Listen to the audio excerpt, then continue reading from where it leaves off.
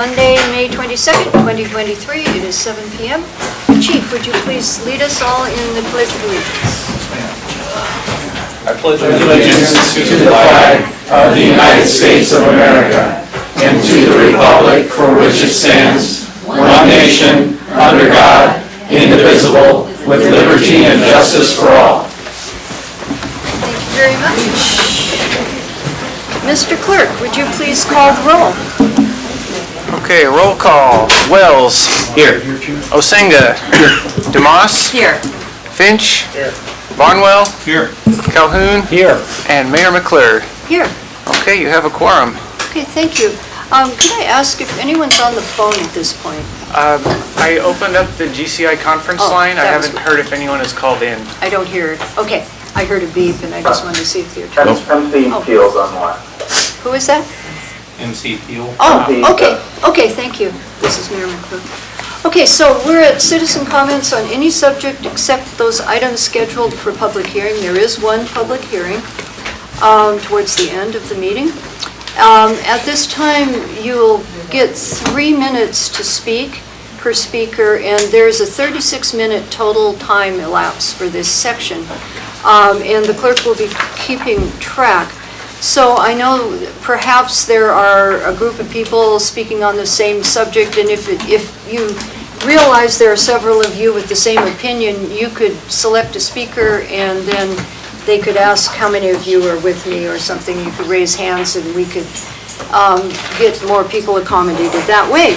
But this does have a sign-up list, and so those who have signed in get the first speaking shots, and then if there's time, others may speak.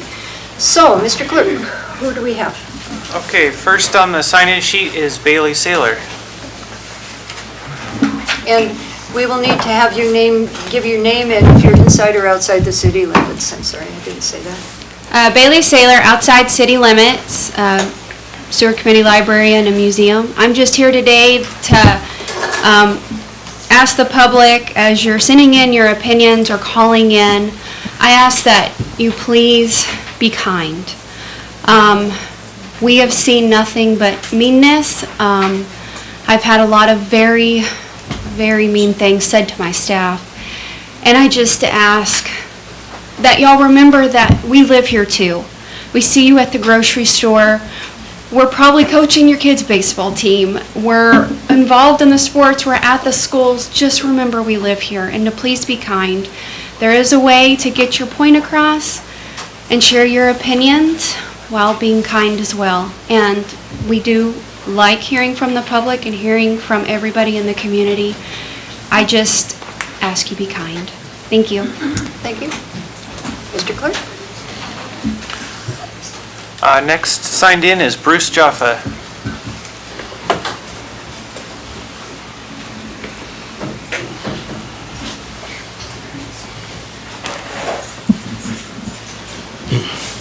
Bruce Jaffa, outside of city limits, Madam Mayor, council members, manager. I don't have anything prepared. I'm going to be fairly simple and direct if I can. I have serious concerns about the number of executive sessions that council is holding and the business that's being conducted in the city's behalf at executive sessions. My reading of the code and my discussions with my personal attorney and other attorneys that are in this area feel that the precise need and use of executive sessions is being exceeded. The idea that public business is being conducted in executive session without full explanation of how decisions are made, why, it is confusing to me and many of the people I'm talking to.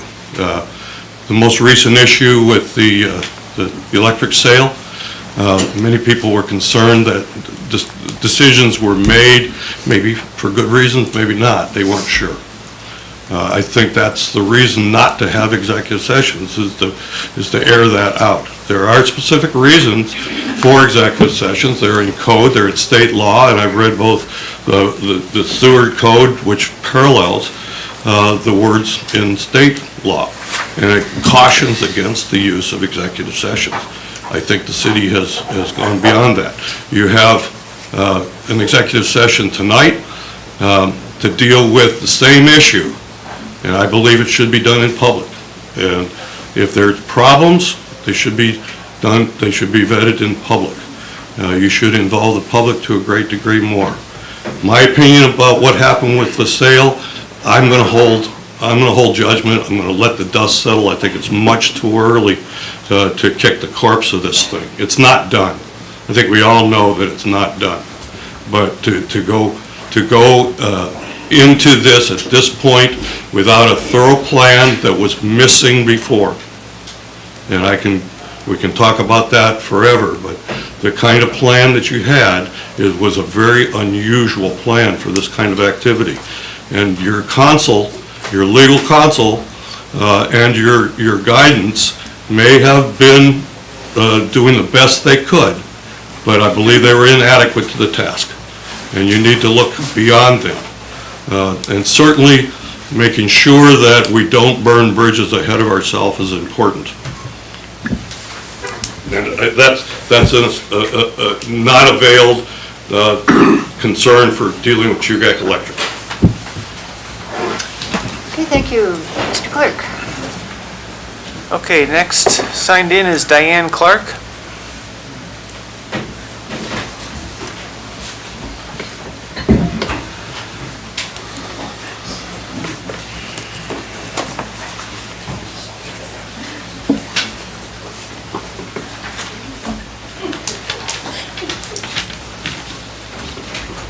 Okay, good evening, Mayor and We need your City name Council. and incident. Oh, can you hear me? Yes. I don't know if you, okay. Okay, good evening, Mayor and City Councilman. We still need your name. And Oh, I'm sorry. If you live in. Yes, this is, I am Diane Clark, and I'm just here to address the issue of... We need to know if you live inside or outside. Oh, I'm sorry. Yes, I live inside the city Okay, limits. thank You you. can It's tell for the how record. much I've really been here for a long time. Anyway, okay. So I am here to address about the drag queen show going at the library. So I've been a provider for over 25 years, doing daycare and trying to just instill good character in the children. But when I heard about this, this to me looks like it's we're allowing shows that are for 21-year-olds now allowed for children, and I understand about the First Amendment's rights. I agree with that, but as a resident of Seward, okay, there was a resident of Seward that asked for the books that were to be read, and they were declined. And so there should be, or maybe there is a policy on age-appropriate books, and policies and boundaries should be put in place for age-appropriate programs for children. And maybe they are, but maybe they just need to be more defined. And some LGBTQ community groups are not for grooming because they realize the danger of being predatory and what it leads to. So I commend them for that. So, and if we continue to open these doors, are we going to have groups of child predators undercover come and read in a public library? So my question is, where does it end? So that is what all I have to say. Thank you. Mr. Clerk. Okay, next on the list is Sherry Clark.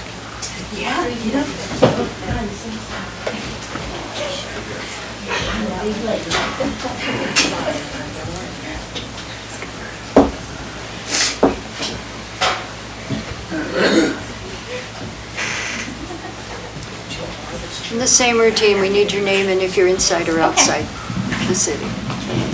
So I'm Sherry Clark, and I live at Mile 4, right outside town. I'm the pastor of Seward Assembly of God. So you probably know while I'm here, And I want to first say that, in my opinion, there's no room for hate. There is no room for name calling or being unkind to people. We all have our own ideas. We all have our own quirks. We all have our own moral standards that we abide by. But I do have some questions about the reading, the story time reading. Number one, is it so important that they have to dress up? Could they not read as a normal person in normal attire? I mean, you know, and it's a stigma that's attached to drag, that it's more an adult show. And maybe it's a stigma that shouldn't be attached to it, but it is. A lot of families have a lot of questions. One of them was addressed just in the conversation before. Is it age appropriate? Are the books that will be read, are they age appropriate? Has the person or persons that's going to do the reading, have they been vetted? And I don't mean that in a harsh way, but I've worked in the school system many years where I lived before. As a minister, you even have to have a background check. And so that question, has this person had a background check? Are they even from Seward? Those are just questions that any parent would ask, any grandparent, because I feel like children are our greatest treasure. Once they are, their innocence is taken, there's no going back. And I'm very adamant about this. Whatever it takes, the children should be protected. And I'm not saying that our LGBTQ community here in Seward is full of predators. No way. I know some very good people that are gay, and I consider them to be great friends. And I think it should be done in love. After all, you know, we're all God's children. And I don't want to bring religion into it, but I just want to have those questions addressed and answers to those questions. Thank you so much for your time. Thank you. Mr. Clerk? Okay, next on the list is Allie Wilhite.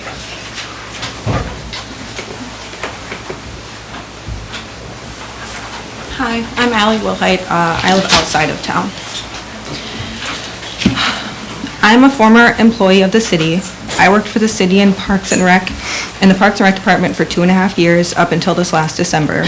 I'm here to speak about my experience working for the city and to implore City Council to reassess their decision to pass Resolution 2023-058, phone usage and recording policy. This policy takes away a right from employees that protects them from abuse and bullying in the workplace, which will further create a toxic work environment in the city. Having the ability to record conversations gives employees a way to protect themselves and their job, and I know this from personal experience. I left the city because of bullying, retaliation, and a toxic work environment created by my director and the administration. In the last 6 months of my time with the city, I was approached on multiple occasions by my director to have one-on-one conversations. These conversations were unplanned, abrupt, and of course, unheard by anyone but the two of us. In these conversations, my director made threats to fire me in an unlawful way, blamed me for multiple of her downfalls without the ability to give any examples, made a false accusation about me, and then admitted it wasn't true, admitted to try to make me work OT without paying me, and admitted that administration had lied about me to her when she first started. None of these conversations resulted in any warning, written or verbal, toward me, and when I stood up for myself and pointed out I was doing my job and I was doing it well, she agreed. It was very clear these conversations were purely a way to intimidate, belittle, and bully me. And of course, they were done in private. It was very clear I was being pushed out, and it made me terrified for my job. It did not matter how I performed my job or how much I had done for the department, I was no longer welcome. I cried every day. I had regular panic attacks, knowing my director and admin wanted me out. And because I knew admin was involved, I knew I wouldn't get any support if I spoke up. The only thing I had to protect myself was the recordings I took during our conversations. I had no way of controlling what my director said to me, how I was treated at work, or what she told other people. But I did have a way to prove that all of it was a lie. And that was only because I could record these verbal attacks. Having these recordings was the only thing that got me through each day, knowing I had a chance to protect myself and my job should it come to that. Being able to speak to an employee without being recorded promotes and fuels this type of behavior and leadership. Please do not take this protection away from current and future employees. Alaska is a one-party state. We have this protection in our state, and the city should not be taking it away from their employees.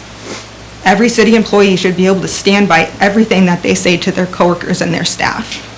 This policy shows that administration is not confident they can stand behind what is being said in the workplace. Okay, thank you. Mr. Clerk? Okay, next on the list is Mike Britton. Mike.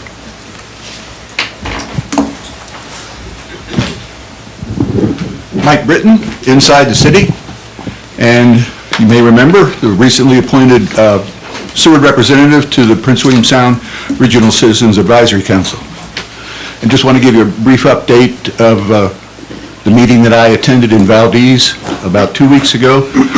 3-day meeting, including a tour of the Valdez Marine Terminal, the tank farm, if you will, and then 2 days meeting of the Board of Directors, on which I was seated on May the 4th as a member of the Board of Directors. Lots of different things addressed during the meeting. I'm going to go just across a couple of them tonight. I probably give you a bigger presentation later in the next meeting. But we talked about a variety of subjects, including how the properties of Alaska crude oil, it's getting thinner, actually, so this has a huge effect on cleaning up ability. It's actually getting easier to clean up. Hopefully it won't have to be.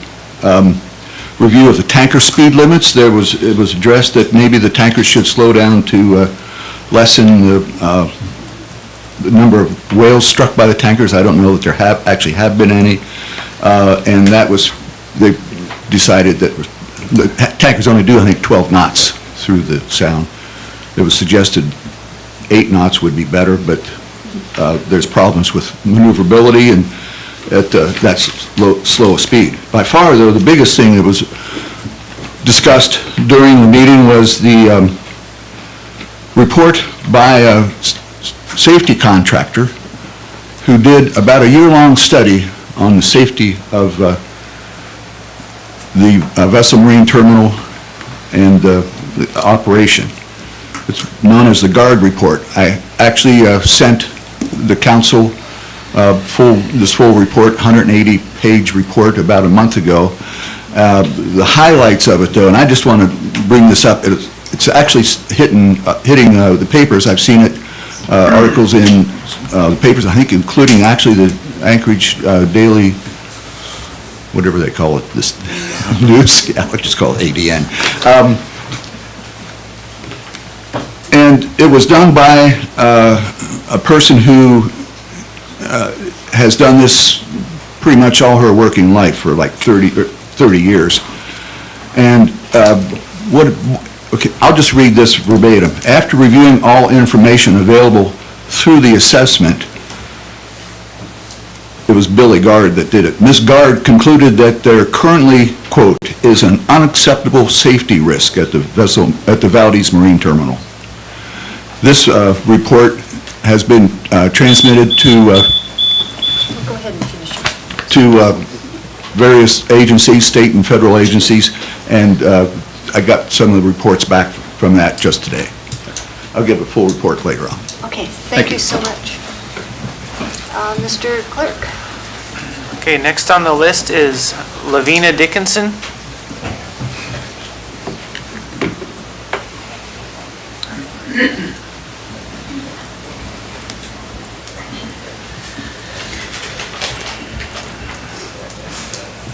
Hello, Lavina Dickinson, outside the city limits.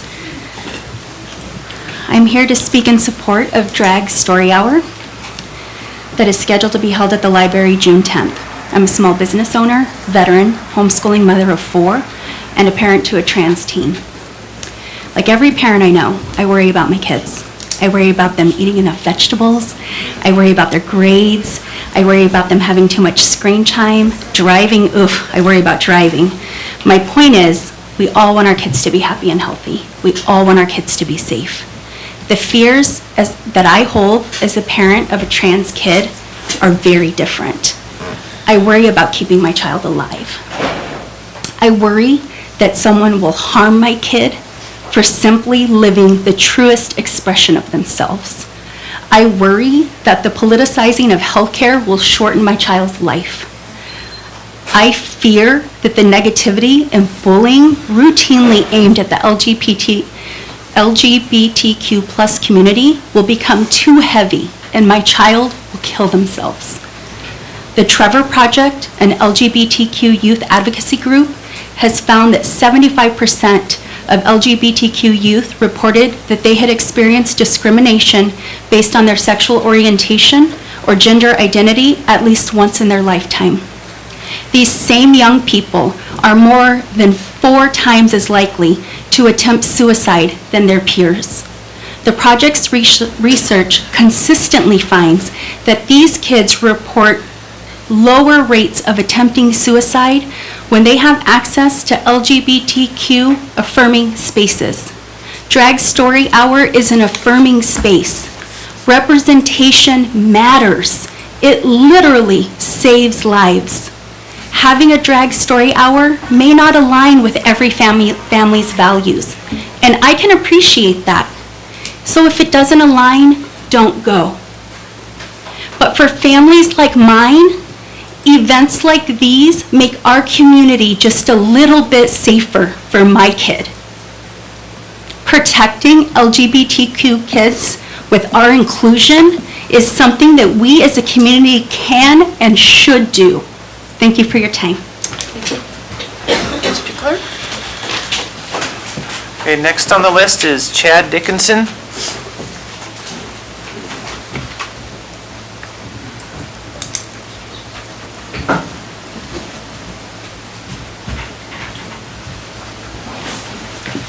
Chad Dickinson, outside city limits. My support of Drag Story Hour has less to do with merits of inclusion and more to do with the library as a community asset. Our library is Seward's community center, in essence. It provides a place for learning, entertainment, and a shared space for a lot of different groups and organizations. Our town consists of people from all backgrounds, and that's what really makes this a great community. I briefly worked at the library as a facilities maintenance person, and during my time, I was able to see all kinds of different groups being hosted there: baby showers, game nights, science events, art classes, civic meetings, all kinds of different groups. And any group that followed the guidelines and gets an approved contract gets to use the space. It's a community space. The Seward Pride Alliance has done just that. They followed the rules and got the space approved. To deny access now would be a blatant act of discrimination. And I would add that if we're going to make background checks and finding out where the speaker resides, then every group needs to go through that, if that's the process for using the community space at the library. And that's it. Thank you. Thank you. Mr. Clark? Just for children. Okay, next on the list is Christina Smith.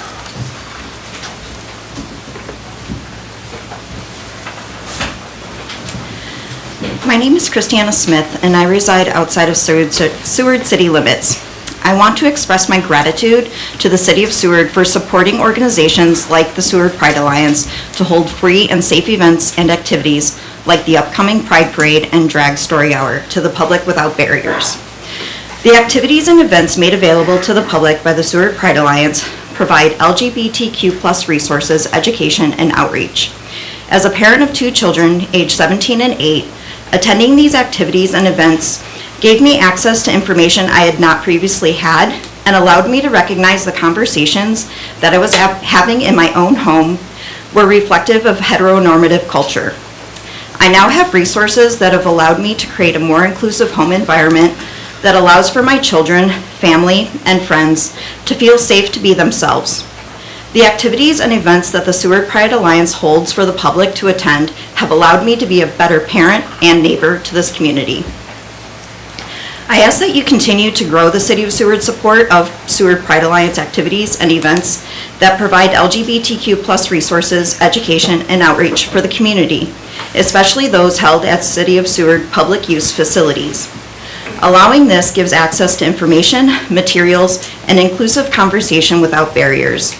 As it states in the City of Seward Proclamation for Seward Pride Weekend, we see you, we support you, and we are inspired by your courage to accept nothing less than full equality. We affirm our obligation to uphold the dignity of all people and dedicate ourselves to protecting the most vulnerable among us. Thank you for your time to ensure that Seward is a community for all. Mr. Clerk? Okay, next on the list, Tara Miller.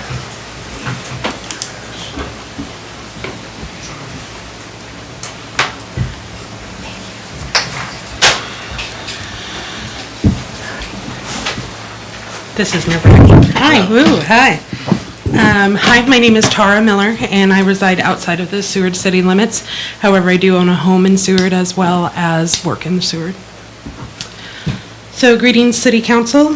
My name is Tara Miller. Again, I'm a homeowner within the city limits as well as a resident of neighboring Moose Pass. I was also previously a voting member of the Seward Pride Alliance and proudly stand as an ally before you. I'd like to offer a little bit of history of drag in drag story time because I do believe that knowledge about the thing can make it less intimidating. Drag Story Hour started in 2015 by author and gay rights activist Michelle T. in San Francisco to promote reading and diversity. It spread across to people because they enjoyed those different story hours as well as the topics that were brought to them and spread throughout the United States. In 2019, Jonathan Hamill co-founded a Gender Fluidity of Childhood and to give kids the glamorous and positive and unabashedly queer role models. It's important to note that people that are coming to you today with opposing friends of mine to discuss Drag Story Hour are going to be in citation of two specific things. And those who are in opposition of the LGBTQ mindset, as well as those within the community that believe drag is inappropriate for children. Also want to note that these are likely people that would have not or will not attend an event like Drag Story Hour and have opinions about it without having actually been there. Drag is seen across cultures and has been a part of society since the 1500s. At one point in history, it was used as a tool that was in play productions in which men and women would don the clothing of the different genders to form different characters. In America, the first known drag balls were held in Harlem in the 1920s. I myself grew up watching drag-based TV series as well as movies such as Victor Victoria, Tu Wong Fu, and yeah, Bugs Bunny, and Robin Hood, and Little John, and John Travolta in Hairspray. I did not come out gay. And although I'm a proud ally to the LGBTQ community, none of these movies could have made me that way. I have some statistics to share as well from Identity Incorporated, which is an Alaskan-based nonprofit community health center that provides resources, programs, and health care for the LGBTQIA and allied communities. LGBTQIA youth and young adults are at risk of experiencing discrimination, victimization in their schools and communities based on their gender and sexuality. The high levels of trauma that more than 1 in 3, 37% of LGBTQIA youth 13 through 24 will experience reportedly put them at high risks for anxiety, depression, and suicidality. In fact, 1 in 4 LGBTQ youth with high symptoms of trauma reported attempted suicide in the last year. The rate of trauma is even higher for those with intersectional. Sorry. That's okay. Thank you guys for your time. Thank you. Mr. Clerk. Okay, I'm having a little bit of trouble reading this one, so bear with me. Norma Shilgren. Okay.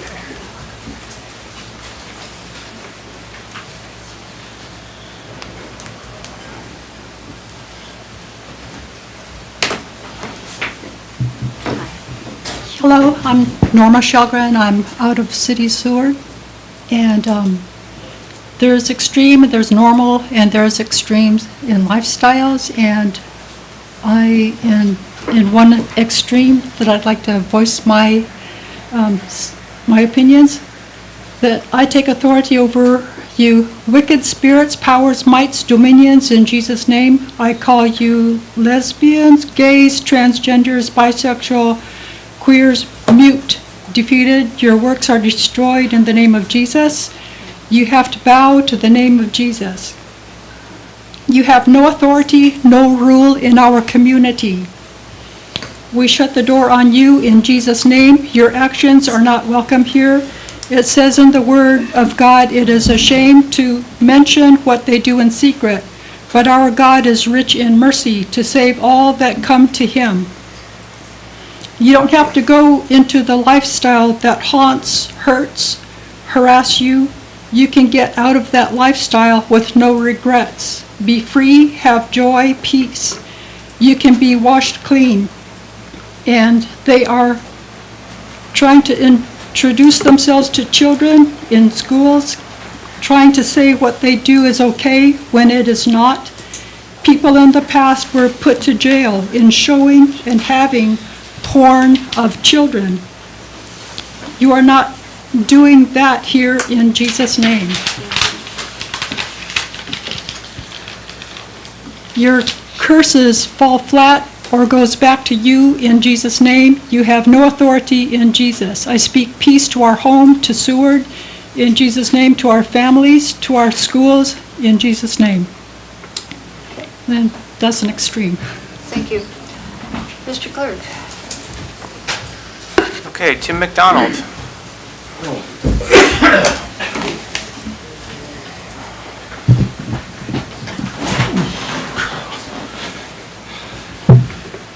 Tim McDonald, inside city limits. Actually, I may be the only citizen on the east side of the bay that can legally vote in Seward. The only other households I know of inside city limits are Schaefer and Andy Anderson. Mr. Schaefer passed away. I don't know if Andy's registered to vote here, so I may be the only person on the east side of the bay that can vote in Seward. And you know, I think if anything, this, can you hear me on this? Is this close enough?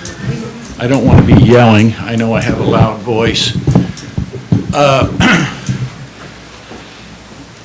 This vote we've had shows us how ridiculous it is to have a house divided. The old saying, a house divided cannot stand. We are a house divided, right? There's twice as many voters outside the city limits as inside the city limits, and yet we're deciding whether or not to take the electrical utility away from them. What gives?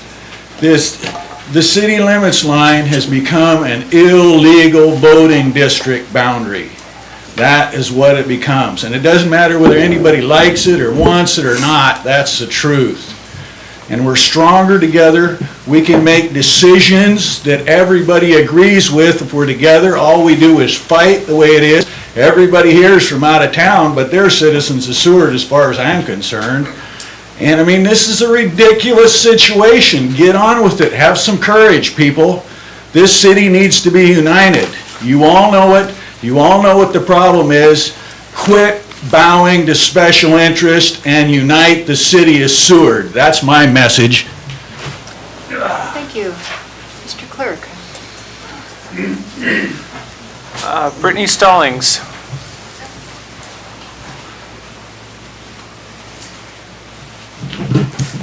Hello, I'm Brittany Stallings. I live out of town. I want to say thank you for giving me this opportunity. I want to speak on behalf of the LGBTQ plus community and allies.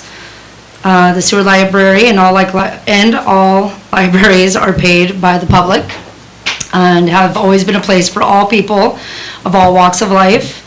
To deny any person to have access to such public place because of gender, race, religion, or sexuality is the very definition of discrimination. Living and being raised here in Seward, Alaska, I have seen this town blossom with love and support for others. I take pride in my town of Seward for their support of the LGBTQ plus community and those within that community to feel loved and supported as all humans deserve. When I heard there was a drag story hour, I was excited for my children to be part of this, because I myself was helped raised by my Uncle Bob, who was also gay. And I myself was immersed in the LGBT community as a child, and I had never felt safer in my entire life. I was loved, I was safe, and I was open-minded. I want my children to see others as human beings that they are, to be open-minded, loving, and accepting of others. I believe having this story time will allow them to further expand their mind and not live in fear because of other people's fear-based opinions or religion. And let's put fact over feelings. Nothing's ever terrible happened to any child at any story time hour, be it drag queen or not. Thank you. Thank you. Mr. Clerk. Brianna Hutchison.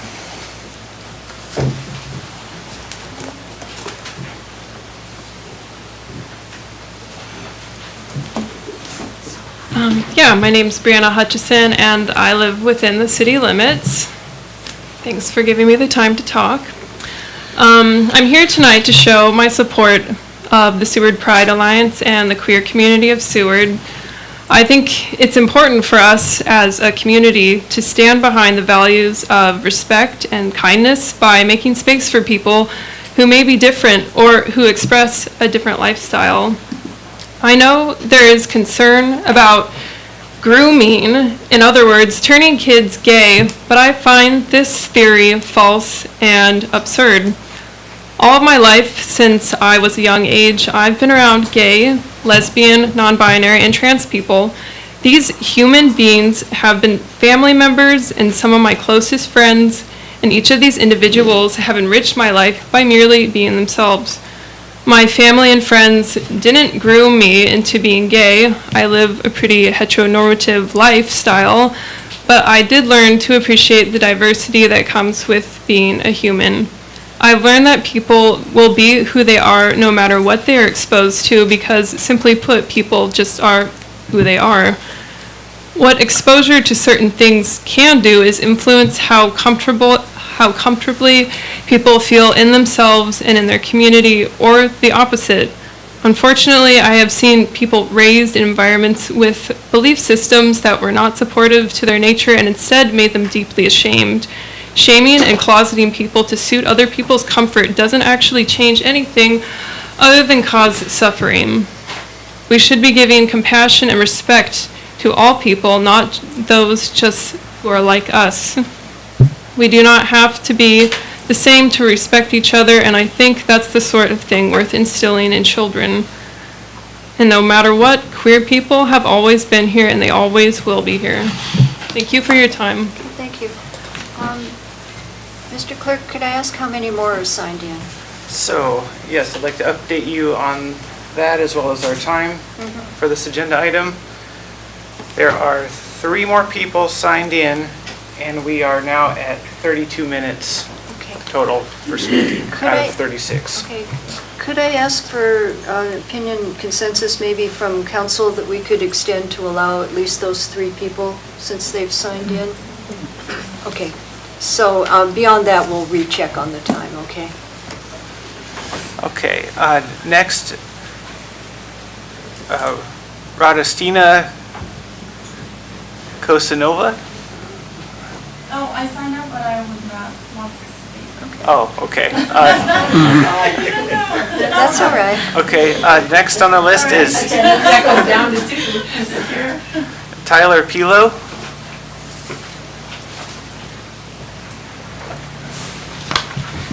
Hello, Tyler Pilo, live in town, father of 2. And I didn't come with anything terribly formal, but this is from Forbes 2022. And it's basically the nuts and bolts of what happens with conversion therapy. People have different belief systems and they like to put those on youth. According to a study, suicide attempts in the amount of 2.42 billion and substance abuse at 2.18 billion made up over half the estimated economic burden of conversion therapy, and other associated harms, including fatal suicide at 1.17 billion, alcohol use disorder, 1.26 billion, and depression, at $1.36 billion. Replacing conversion therapy with affirmative therapy, which validates and advocates for LGBTQ individuals, would save an estimated $6.19 billion annually. The researchers found simply stopping conversion therapy would save an estimated $4.3 billion. And I don't think anyone within the Pride Alliance is interested in grooming anybody, just providing affirmation, preventing shame, and representing that there are people out there like themselves. Thank you. Thank you. Mr. Clark? Okay, last on the list is Bonnie Apperson.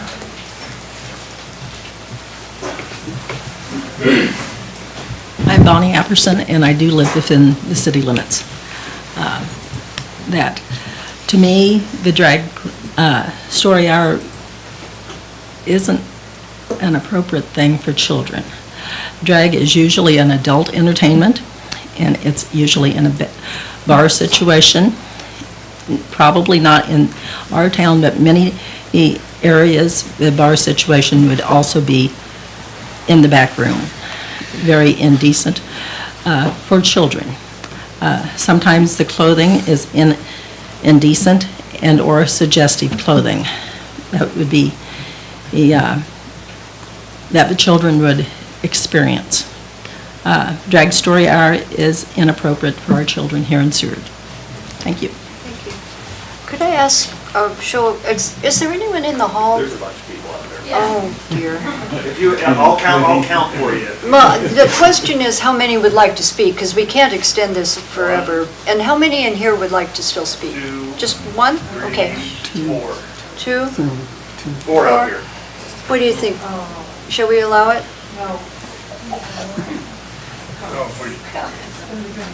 Continue to suspend the, extend. Mac? Yeah. This is a decision on council, so. And there is, and first I want to say how much I respect everybody's comments tonight. I don't believe this is something that we're not voting on this. This is not an agenda item. This is not a resolution. And this is nothing that council could change today, even if we wanted to vote on it. So as much as I respect deeply everyone's opinions, I don't know why we would need to suspend the rules. Okay, so how does the rest of the council feel? I would like to continue to let people speak. Okay, how about over here? I know we have at least 4 individuals that have a proclamation. Right. Maybe we could get that taken care of before we let the rest speak. Oh, well, we've got a whole lot of that, but, oh dear. Well, we only have maybe 3 people. And I'm okay either way. I was just, Yeah. you know. Okay, we've got 2 in here, and how many in the hall that want to speak? 3? Can we just allow it? Let's do it. Okay, let's start in here. Tony?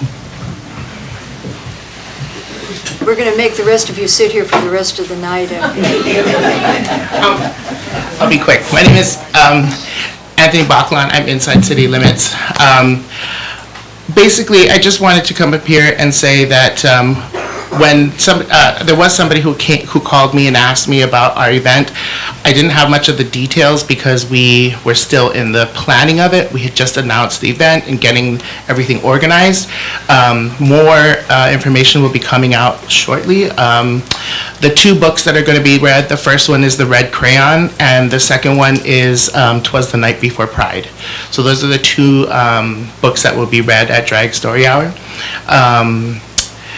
I also want real quick, if anybody here is in support of the Drag Story Hour that's outside in the hallway and inside, if you would please stand up and show the council your support for our event. I think that's all I wanted to do. That was what I was asking for before.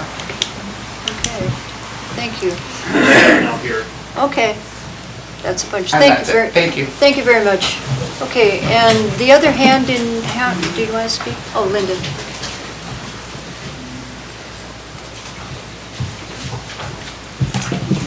Linda Paquette, outside city limits.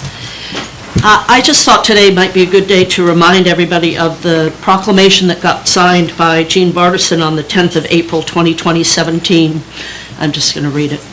Whereas the City of Seward strives to be a happy and peaceful community, whereas We Love Us was founded locally on March 30th, 2013 as a grassroots movement for humanity to create peace on earth. And whereas We Love Us is an acronym composed of 8 phrases that expresses the mission of peace on earth, and whereas W is for weaving a fabric of unity and peace, whereas E is for embracing earth as irreplaceable and all life with respect, and whereas L is for loving and forgiving unconditionally, and whereas O is for offering openness, honesty, truthfulness, and transparency, and whereas V is for volunteering and serving others, and whereas E is for ensuring everyone gets a voice and vote, and whereas U is for uniting the divided with infinite love, and whereas S is for solving our problems together in harmony, and whereas the City of Seward is proud to be a city in which recognizes We Love Us as a framework for peace, now I therefore, Jean Bartison, Mayor of the City of Seward, do hereby support Seward as a We Love Us city. That was signed on the 10th of April, 2017. I was a sparkle fairy at the Mermaid Festival. And what was most enchanting were the little boys who came up and wanted to get gems or glitter and were thrilled when we applied them and they looked at themselves in the mirror. And to me, that's what Drag Story is about. It's just creating a space that allows kids in a safe way to see that other people that might be more like them can be accepted by the community. Thank you. We're only letting 3, so I hope that's still. And I don't know if you heard, but we need your name and if you live inside or outside. Yep, my name's Dimitra Pergis. I live inside city limits. I just wanted to say that I support the Seward Pride Alliance, and I think drag story time is a great opportunity for kids. I would go to story time when I was little, and not seeing somebody like me was kind of a disappointment, and so having that opportunity for others is greatly needed, and especially in a small town like this. Thanks. Thank you. Got a door monitor there, so whoever stands by that door ends up doing this. It's happened before. Okay, so what we need, if you sit there, and then we need your name and if you live inside or outside the city limits, and then you can retire. Hi, my name is Hannah Pike, and I live just outside city limits. I am opposed to the drag story hour. I have little kids. Historically, drag is sexually explicit, usually is done, like as mentioned before, in bars or in strip clubs. That's the genre which we're speaking about. There's a reason that there's sexually explicit content that is not put into the children's room. So feeding that to kids seems odd. Like, if you wouldn't hand your kid a Playboy, you probably shouldn't have them sitting with a bunch of men in woman face who are probably in some sort of lingerie of types. I mean, it's happened before. If I walk down the street with pasties, a G-string, and a butt plug, people might complain, and I can see that, I wouldn't do it, but there'd be complaints. And I think directly forcing that in front of our kids is child abuse. That's what I'd say about it. Okay, thank you. Thank you. Okay, door monitor.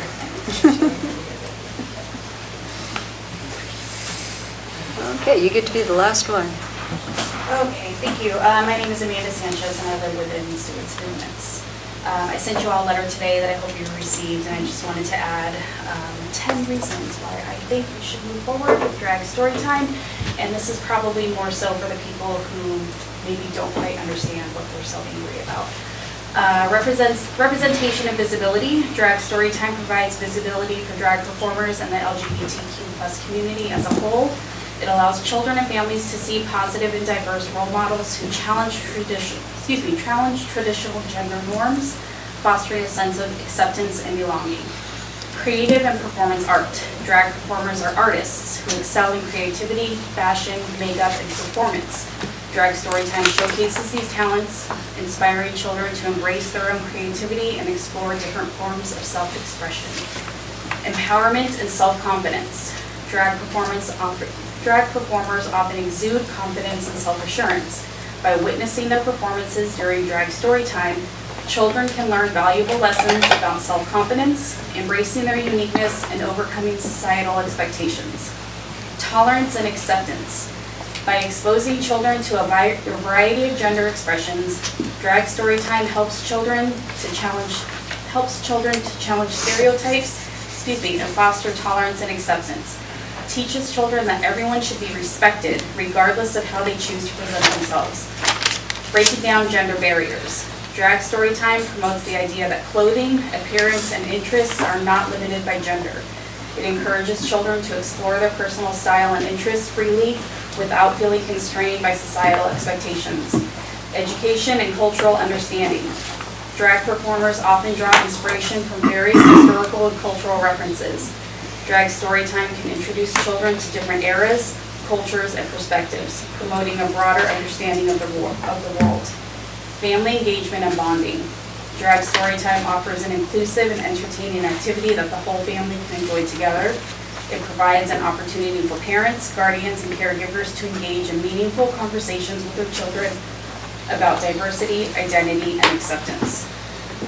Library engagement.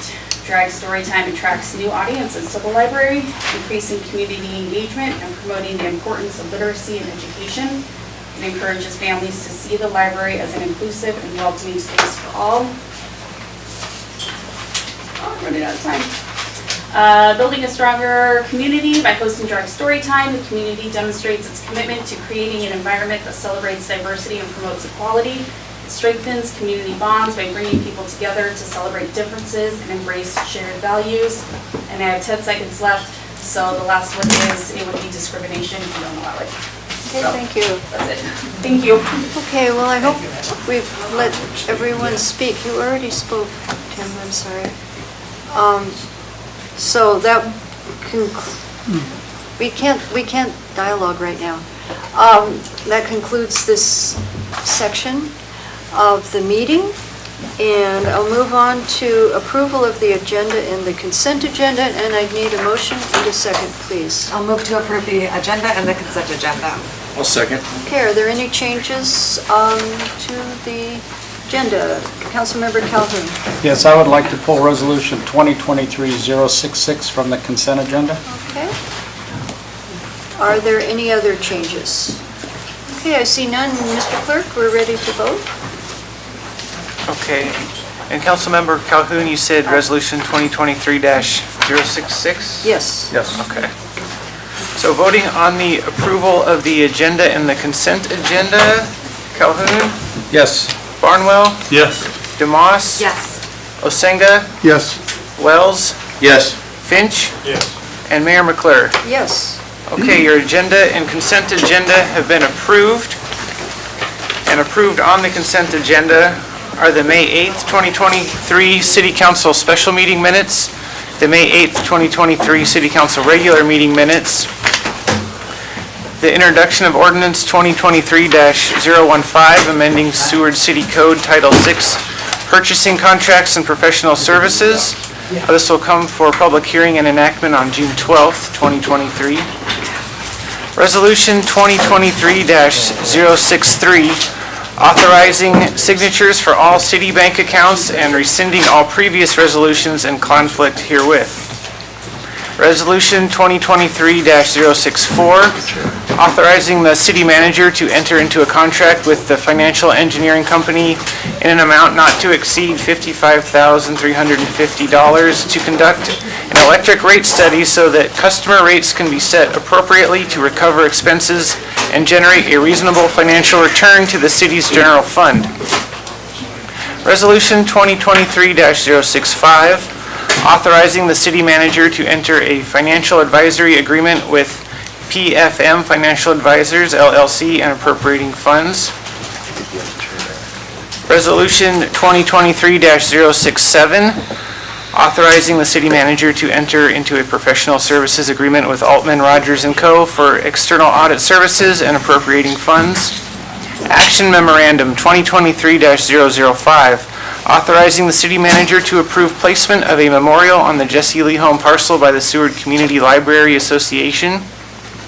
and to appoint Art Lemaster, Tanguy Lebrecht, and Sue Ward to the Historic Preservation Commission with terms to expire May 2026. Okay, thank you. That gets us down to proclamations and awards, and I'm going to have the Honorable Vice Mayor read the first one, since there's 3, so hit it. You need to call up the people. We'll have them very nice. Well, I'm going to walk around the other side there. Oh, okay. I can do it from here, huh? Yeah. All right, so this is actually for the, for Tiffany and Al Siller, and the Seward Historic Preservation Award. So if you want to come up here and stand so people in the viewing audience can see you. Yeah. And then he'll read it, and then you can have some words if you'd like. No? Okay, well, anyway. Well, then I'll give this a shot. I'll start at this, if you don't mind.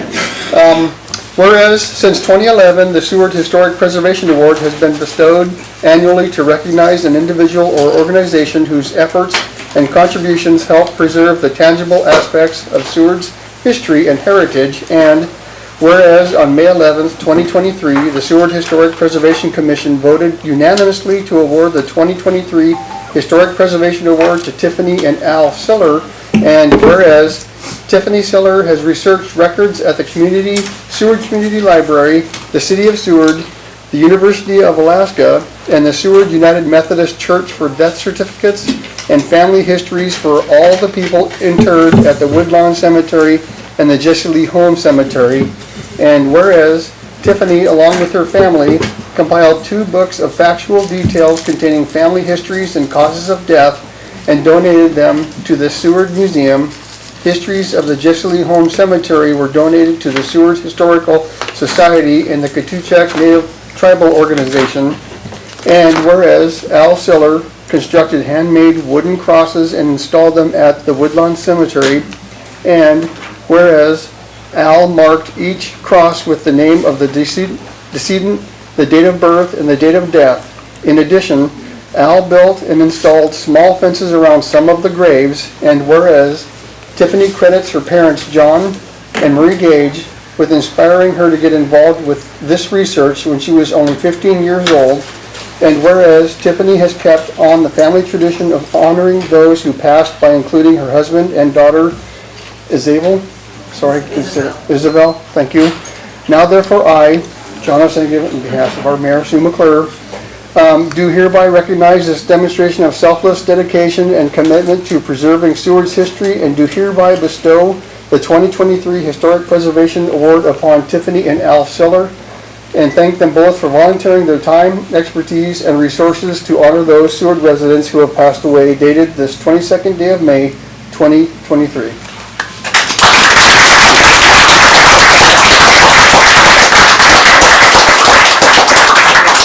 Sure you don't want to say anything? No. I would just say for all the people who donated their time, like Mr. Turnbull's dad, and everybody else who's donated money to the fences. That's a huge labor of love. Yeah.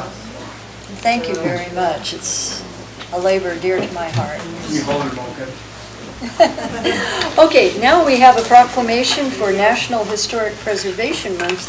And do we have Tanguy or Sue? Looks like Sue Ward will.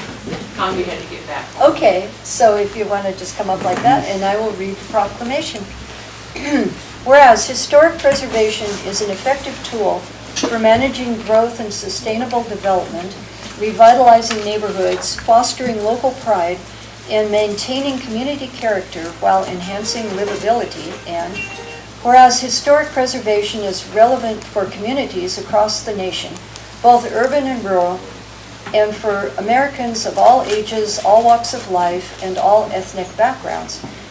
And whereas it is important to celebrate the role of history in our lives and the contributions made by dedicated individuals to preserve the tangible aspects of the heritage that has shaped us, and whereas People Saving Places is the theme for Preservation Month for May 2023, and is sponsored by the National Trust for Historic Preservation, and now therefore I, Sue McClure, Mayor of the City of Seward, Alaska, do proclaim May 2023 as National Historic Preservation Month, and do call upon our community to join their fellow citizens across the United States in recognizing and participating in this special observance, dated this 22nd day of May, 2023, and signed by myself.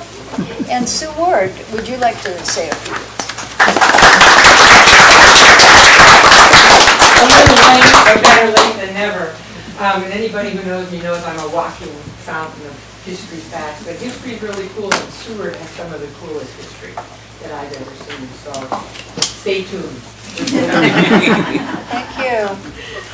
And lastly, we have a proclamation for, what have we entitled it? Seward Pride Weekend. And so Tyler was going to come up, and maybe Tony, and maybe a whole group of you, which would be okay too. This is 3 of us from our board, so. Okay, that's perfect. And you can just hang out. I'm going to stay here. It's just easier than the walkabout.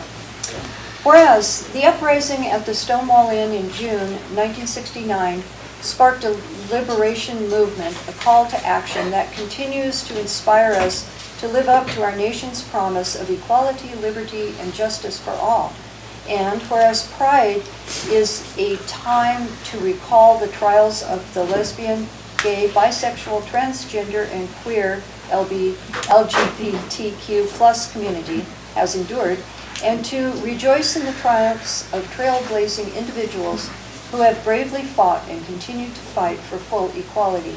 And whereas Pride is both a jubilant communal celebration of visibility as well as a personal celebration of self-worth and dignity, and whereas we recognize the valuable contributions of LGBTQ plus individuals and reaffirm our commitment to standing in solidarity with LGBTQ plus individuals in their ongoing struggle against discrimination and injustice. And whereas for all of the progress made since Stonewall, there are many states in which LGBTQ plus individuals still lack protections for fundamental rights and dignity in hospitals, schools, public accommodations, and other spaces. Whereas LGBTQ plus individuals, especially youth, who defy sex or gender norms, face bullying and harassment in educational settings and are at a disproportionate risk of self-harm and death by suicide. And whereas we recognize the resilience and determination of the many individuals who are fighting to live freely and authentically, and in doing so they are opening hearts and minds and laying the foundation for a more just and equitable future. And whereas we see you, we support you, and we are inspired by your courage to accept nothing less than full equality, we affirm our obligation to uphold the dignity of all people and dedicate ourselves to protecting the most vulnerable among us. And whereas the Seward Pride Alliance was formed by a group of Seward residents with a mission to provide Seward with inclusive resources, education, and outreach to foster a strong, engaged community of LGBTQ plus individuals and allies. And whereas in 2019, SPA held its first Pride Weekend, and throughout the 2023 Seward Pride Weekend, the Seward Pride Alliance will be hosting a variety of fun and friendly activities where everyone is welcomed. Now therefore I, Sue McClure, Mayor of the City of Seward, Alaska, do hereby proclaim June 8th through 11th, 2023 as Seward Pride Weekend, and call upon the people of Seward to recognize the achievements of the LGBTQ plus community and celebrate the great diversity of our citizens. And this is dated this 22nd day of May 2023 and signed by myself, the mayor. And there you go.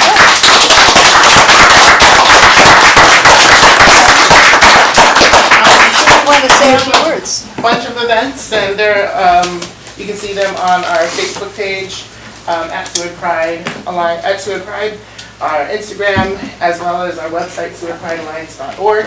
So go and check those out. There's a lot of fun things happening, and thank you. Thank you.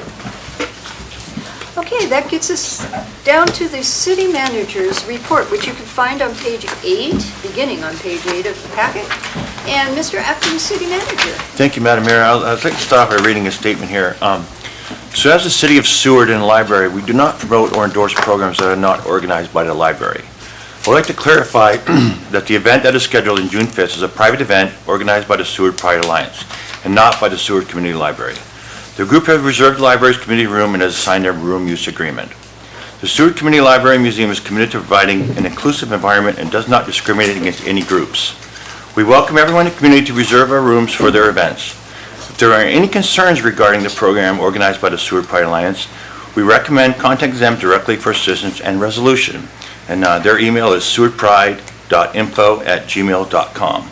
And then one last thing there is, remember what the library director said, please be kind. The library staff is just doing their job. They don't need to be yelled at and cursed at. So just be good to the library staff. One more thing.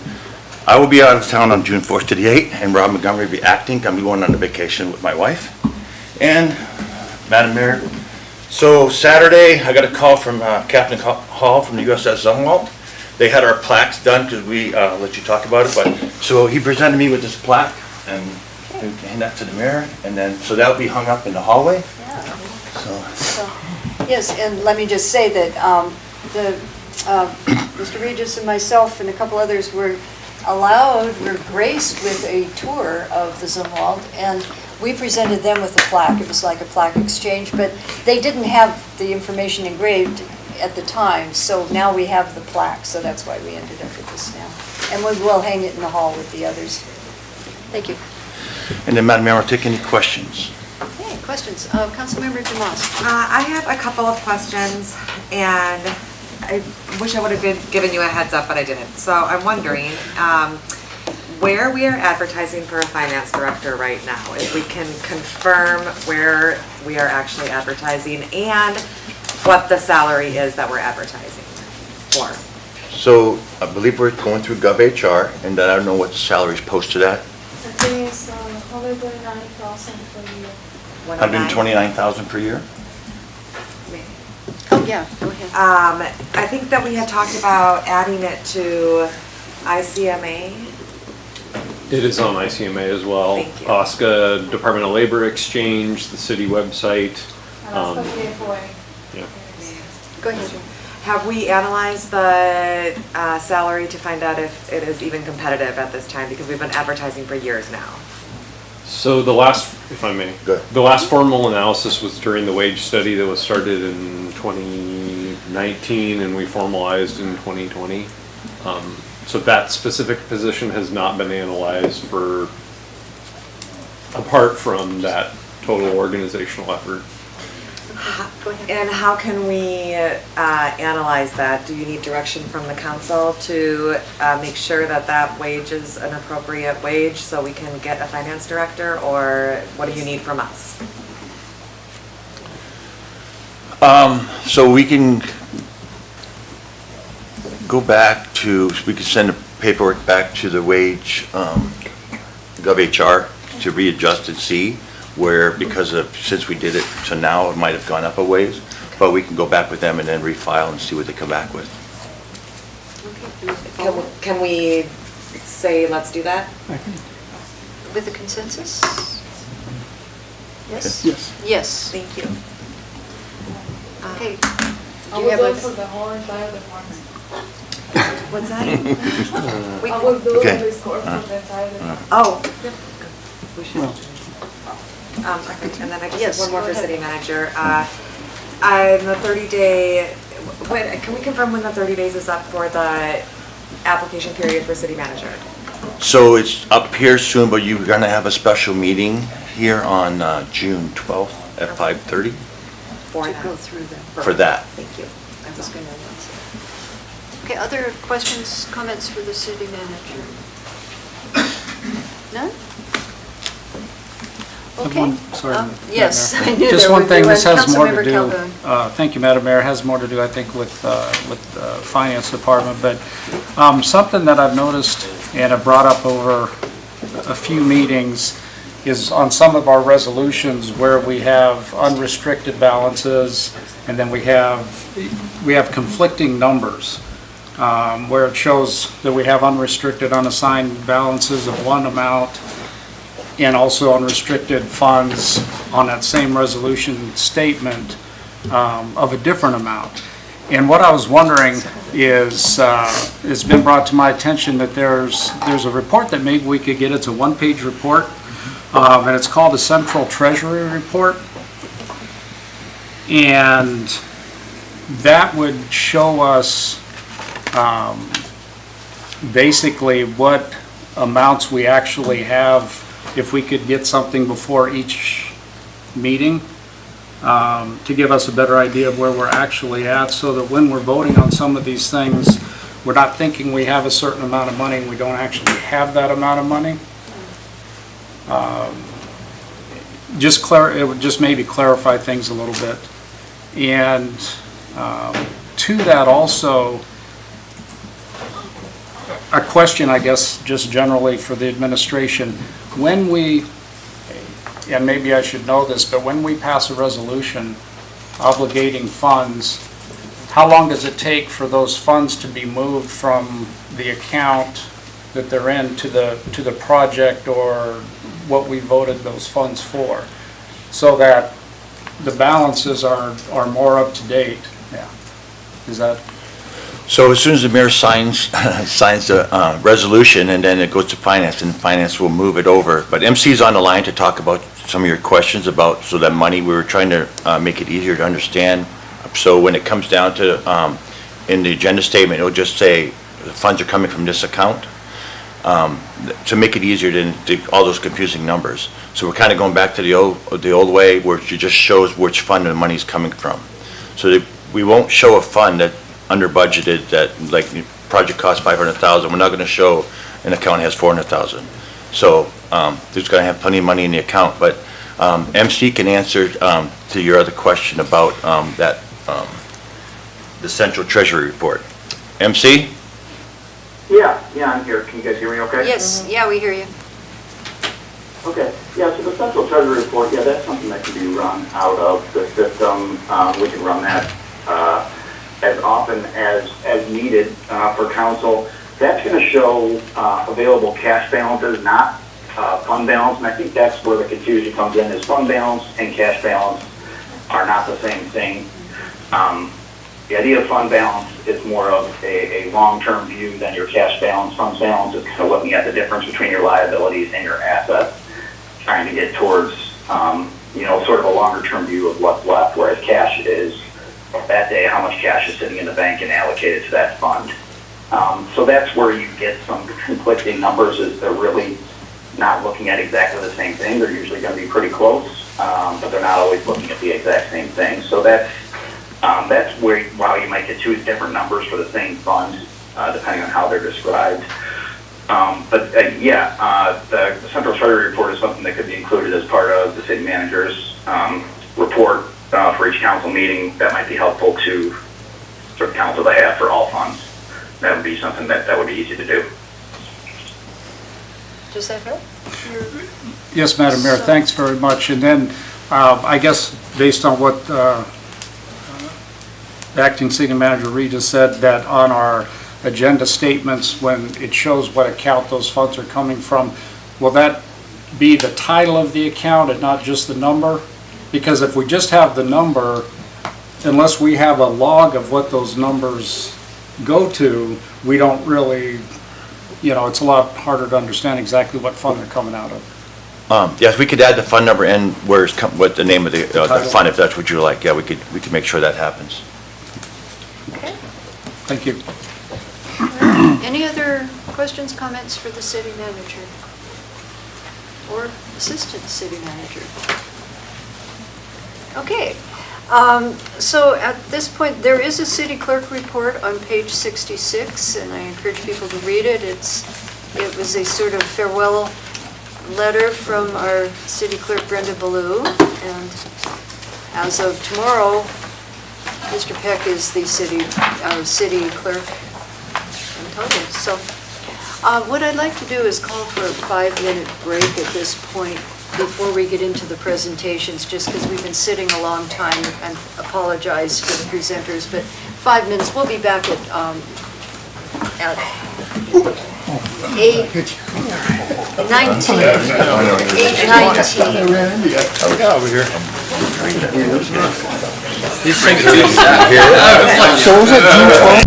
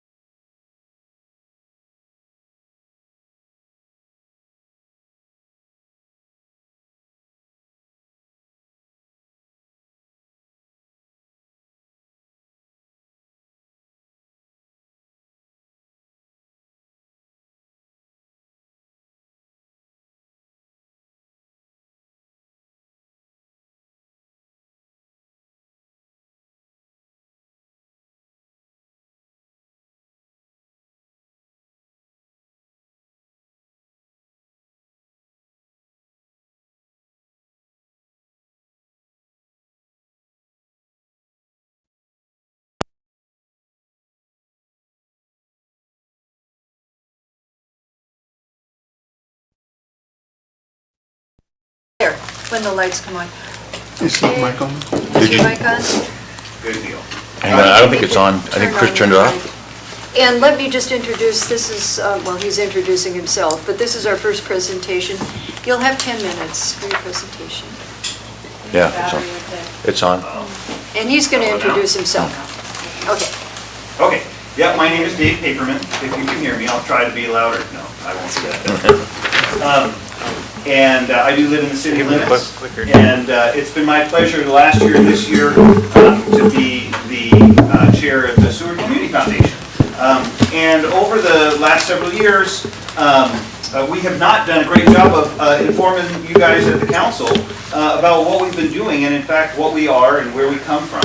And I've talked with some of you who wanted to learn more, and so we wanted to share what we've got. And we're super proud of it, and we're really glad we're here. I'll start with just 3 quick things. As a nonprofit organization and volunteer-based, thank you to all the council members for doing what you do. I try to read your packet every week, and man, it's a big thing. So you guys do a lot of work. Thank you very much. Congratulations to Chris, and thank you to Brenda it's been great watching how the meetings have been run over the last several years. It's pretty cool. Seward Community Foundation.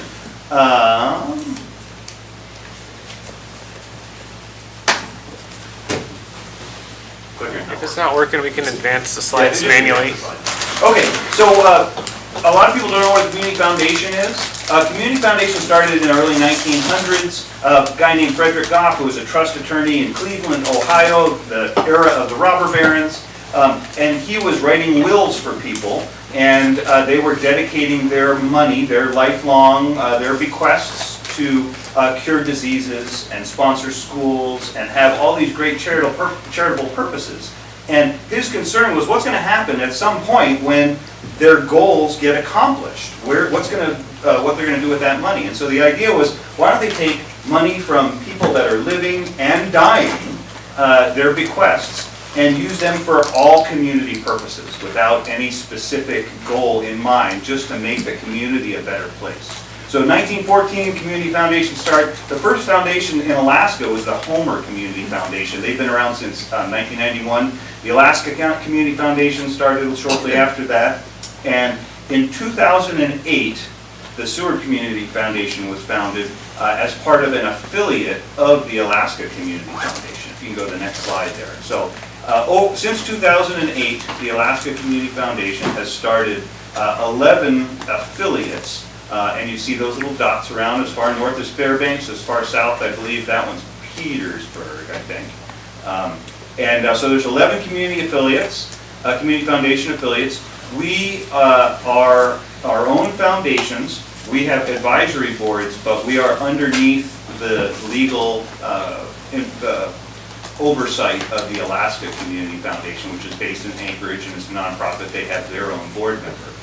The Community Foundation Affiliate Program was started by the Alaska Community Foundation at the behest of the Rasmussen Foundation, who has provided millions of dollars since 2008, so 2 decades worth of money to start these community foundation affiliates. And they're all doing very well. Seward, as a matter of fact, is doing better than most of them, in fact, all of them. And we're really proud and really thankful for the support we get from the Alaska Community Foundation and the financial support we get from the Rasmussen Foundation. The next slide. So we do have a board of directors. Our bylaws allow us to have up to 16 people on our board. Right now we have 10. And this picture was taken at our grant making event I'll talk about a little bit later on March 31st, just a few months ago. And I'll also point out a couple of folks. So this is our board of directors, including one former director, Kim Ryerson's up there, and also our program manager, Amy Hankins, who lives here in Seward and is paid by the Alaska Community Foundation to provide us with support so we can do what we need to do. And our program officer is Carmen Davis. She's also in that picture too. So that's our merry band up there. So what does Alaska Community Foundation do for the Seward Community Foundation? So first of all, they manage our endowments. So our endowments are invested in the stock market, real estate, all sorts of other different things. And so they handle all the financial decisions and things like that. They do all of our legal compliance. They have the lawyers and oversight to make sure that everything that we do is above board and stays in good graces of the government. The Alaska Community Foundation also provides us with a salary for our program manager. So they pay for Amy Hankins's time for all of the good work that she helps us do. Since 2008, when we started, they have given us, the Alaska Community Foundation has given us some operating fund support. Between around $8,000 now, it was more previously when we needed more. And those $8,000 we've used to have events, print brochures, do fundraising, things like that. So we've been able to turn that operating fund support into all of the great things that we've done to raise money. They also give us money for board training and support. We'll talk a little bit about some of the things that we've done to help train our board and train the boards and increase the capacity of the nonprofit community of Seward using the support of the Alaska Community Foundation. The last thing that they do is they work with the Rasmussen Foundation, and every year since we started in 2008, the Rasmussen Foundation has matched a big chunk of donations. So it used to be $35,000, but as we've done very well, this year it's going to be $25,000. So the first $25,000 that we're able to raise, they match and it turns into $50,000. So that's pretty cool. Every year we've been able to meet that match. So we're very proud of that. Right now we're on track to meet that sometime this summer. So that's great. So, so far, since we started making grants in 2009, and so far we've made over $1.3 million in grants. And the beauty of the endowment model that we use is every penny that has ever been donated to the Alaska, or to the Seward Community Foundation, is still in our endowment. So that $1.3 million represents a portion of the interest that we've earned. Not even all that, because they do some inflation proofing, and we do use a fairly conservative model. You can see as we've grown, we've given out more money every year. I believe the highest year was about $143,000 in 2018, so to all grants. We have two different types of grant programs that we give out. We give major grants, which are up to $10,000, occasionally more. We have one grant cycle that starts in January. We give those grants out in March. This March, we gave out $103,000 in grants to 17 different nonprofits in the Seward Moose Pass community. So we're super proud of that. Some of you got to come to that event, and it was a heck of a lot of fun. Also, throughout the year, we give out mini grants. We have a program that gives $1,000, up to $1,000 mini grants. Groups can apply for them on a monthly basis. We consider them every month, and so far this year we've given out 8 grants, and we've got quite a bit more money we're going to give out between now and the end of the year. So we give out mini grants as well every year. So $123,000 this year. One of our goals is trust in grant making. If any of you have ever written a grant application, you know that it takes time. So our goal is to get our nonprofits, which are mostly volunteer-based, get them off the computer, stop writing their grants, give us the basics that we need, a description, a budget, and we'll give you the money to do your charitable purpose. When you're done, we got 5 questions to answer so that we can evaluate if that money was used great. So when you come and ask again, we can know what to do. So our goal is to make it as easy as possible while we're still being efficacious with spending those charitable dollars. Next. So we have 11 different funds. You see on the right side over there, those are some of the named funds we have. And then we have 3 primary funds: the Seward Community Foundation Fund, our Operating Endowment Fund, and the City of Seward Unrestricted Fund. Seward Community Foundation Fund is our biggest fund. It's got almost $3 million in it. The Seward Community Foundation Operating Endowment Fund is what we use to generate money for our operations. And the City of Seward Unrestricted Fund is something that the council made several years ago as a way to become a part of this. And I'd love to talk about all those, but I'm running out of time. So we have lots of different ways that people can make gifts. You can go online, you can do Pick, Click, Give, you can make a charitable bequest, you can come to one of our events, and we'd love to see you come out to these things. Our newest program we've got right now is called the Business Partnership Program. We're working with, we've got 5 or 6 businesses right now. We're getting more soon. And this is a way for businesses to raise money through their customers as a way for them to leave something behind after they finish their visit in Seward. You could wrap it up. Okay.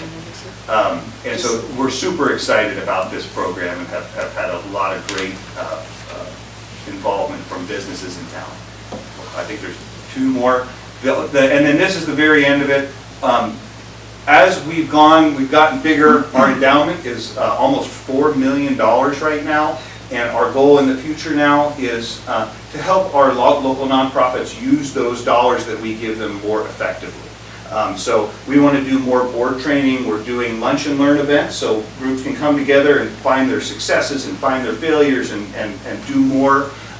We have every year we're doing a nonprofit mini convening so groups can come and get some training and affiliate and associate with other nonprofits so we can learn from each other, and it's gone real well.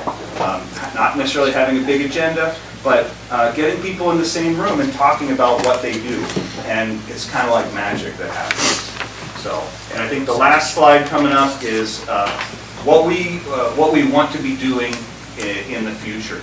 Our goal is to keep growing our endowment, as well as keep growing our operating endowment, because we're reaching the point where the Alaska Community Foundation wants to start new affiliates, and they're going to stop supporting us, and so we're going to need to be more self-sufficient. So we're going to be looking for more money in our operating endowments for that, which will hopefully keep us growing as well as being self-sufficient. So. Thank you. Any questions? Any questions for That's Councilmember Barnwell? What metrics do you use to say you're the best in the state? I mean, like how do they measure? The biggest. Of the affiliates, the 11 affiliates that are part of the Alaska Community Foundation affiliate program. So we have the biggest endowment. I'll just give me 30 seconds and I'll tell you about Tony Rollo, who passed away. Everybody in Seward knew him at the time, and he left us a tremendous gift when he passed away, and he was very happy that the idea of perpetuity, and so that he could give something that will always be there and that will always grow and support the community. And so the idea of perpetuity is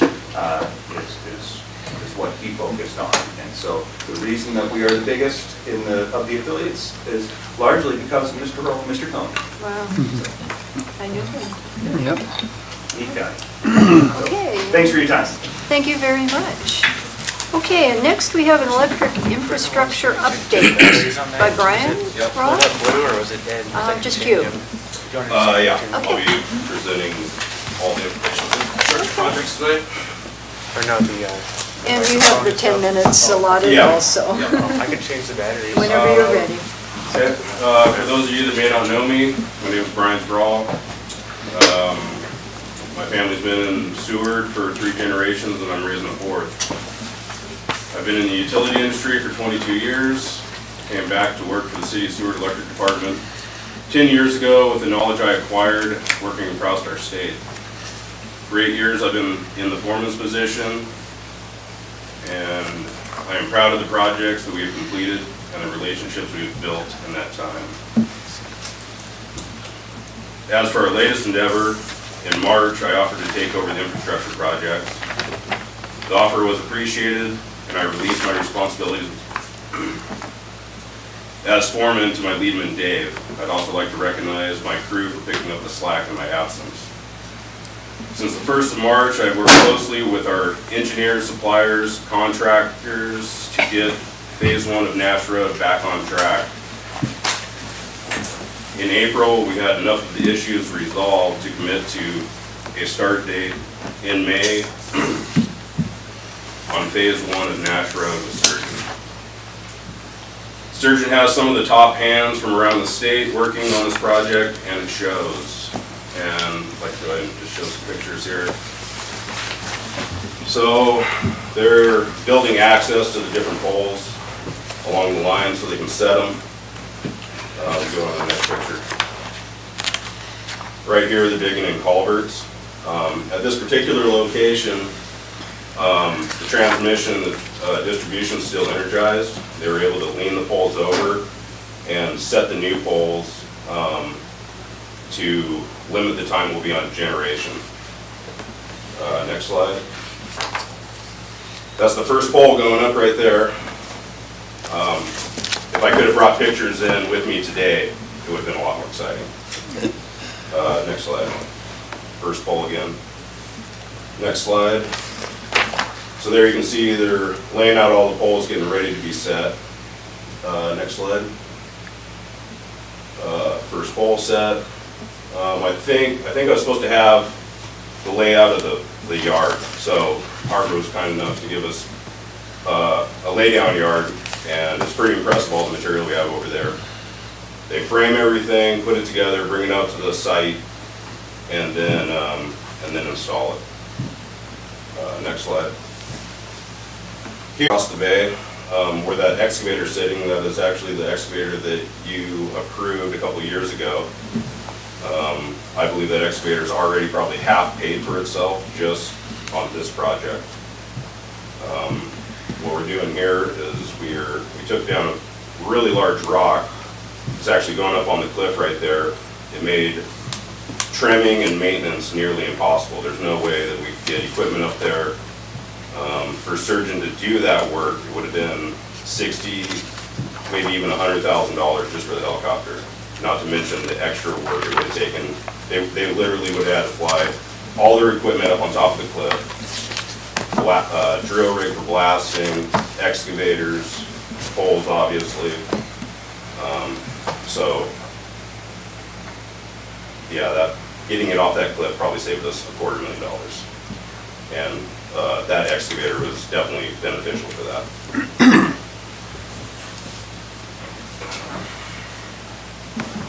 A few other fun facts here. The poles that needed to be replaced, they're from 1984 and 85. The poles on Phase 1 should only be about halfway through their life expectancy at this point. But unfortunately, they should have been replaced about 10 years ago. We've been sitting on plans to replace the poles for 7 years. With this project, we're going to add distribution. The distribution will extend the rest of the way to Smith, and it will serve us very well in the future.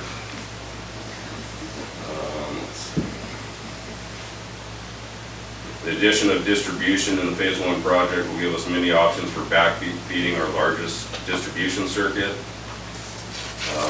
Even our 4-ray substation in town for unforeseen damages, repairs, and performance upgrades. So as you can see from these pictures, Sturgeon has come up with a lot of good ideas for limiting the time we'll be on generation with all the poles we're setting ahead of time. And yeah, it's going to save the city sewer a lot of money just in fuel costs for that. We plan on going on generation across the bay the evening of the 30th. We'll be sending out notices to our biggest customers so we don't interrupt their daily activities. The generation event will take around 3 weeks. During this time, the Sturgeon crews will be working 7/12s until the transmission line is completed and we no longer need generators to power SMEC.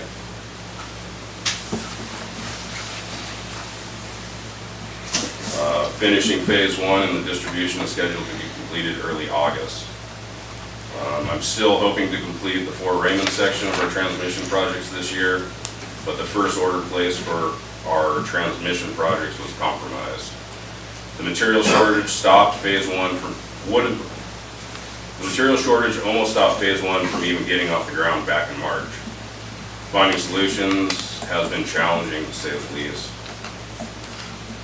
After a month of me working on it, on paper, phase one and the Fort Raymond section of the transmission jobs could have been completed this year, but with the changes that we've had to phase one, we'll need to verify that once phase one is close to completion.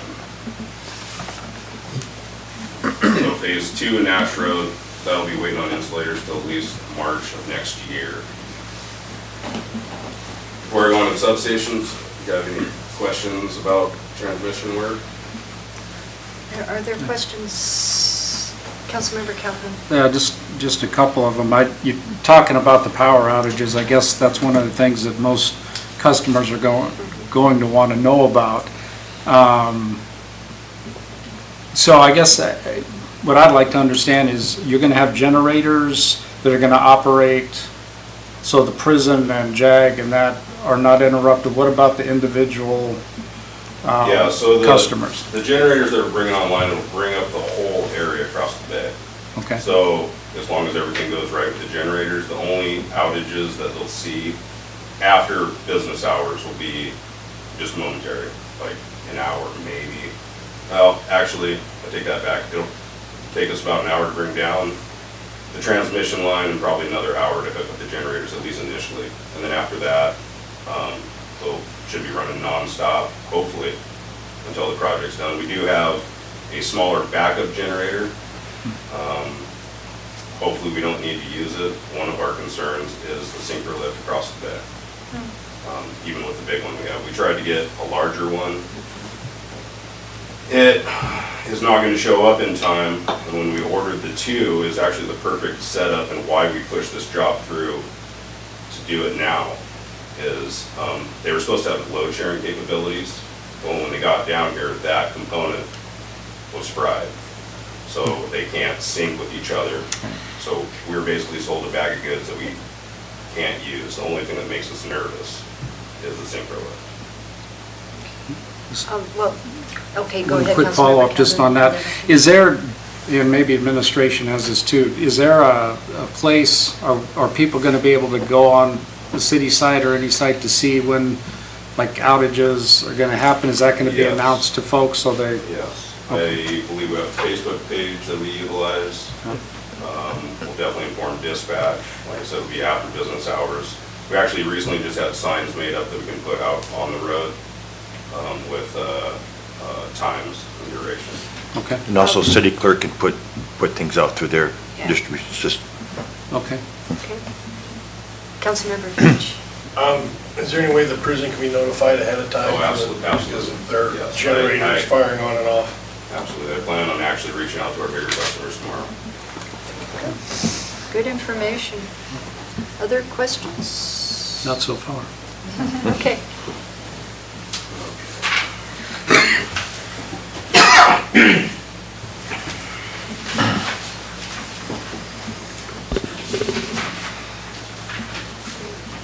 As for the Fort Raymond substation upgrade, Fort Raymond currently has 2 power transformers with a combined total of 20 megawatts.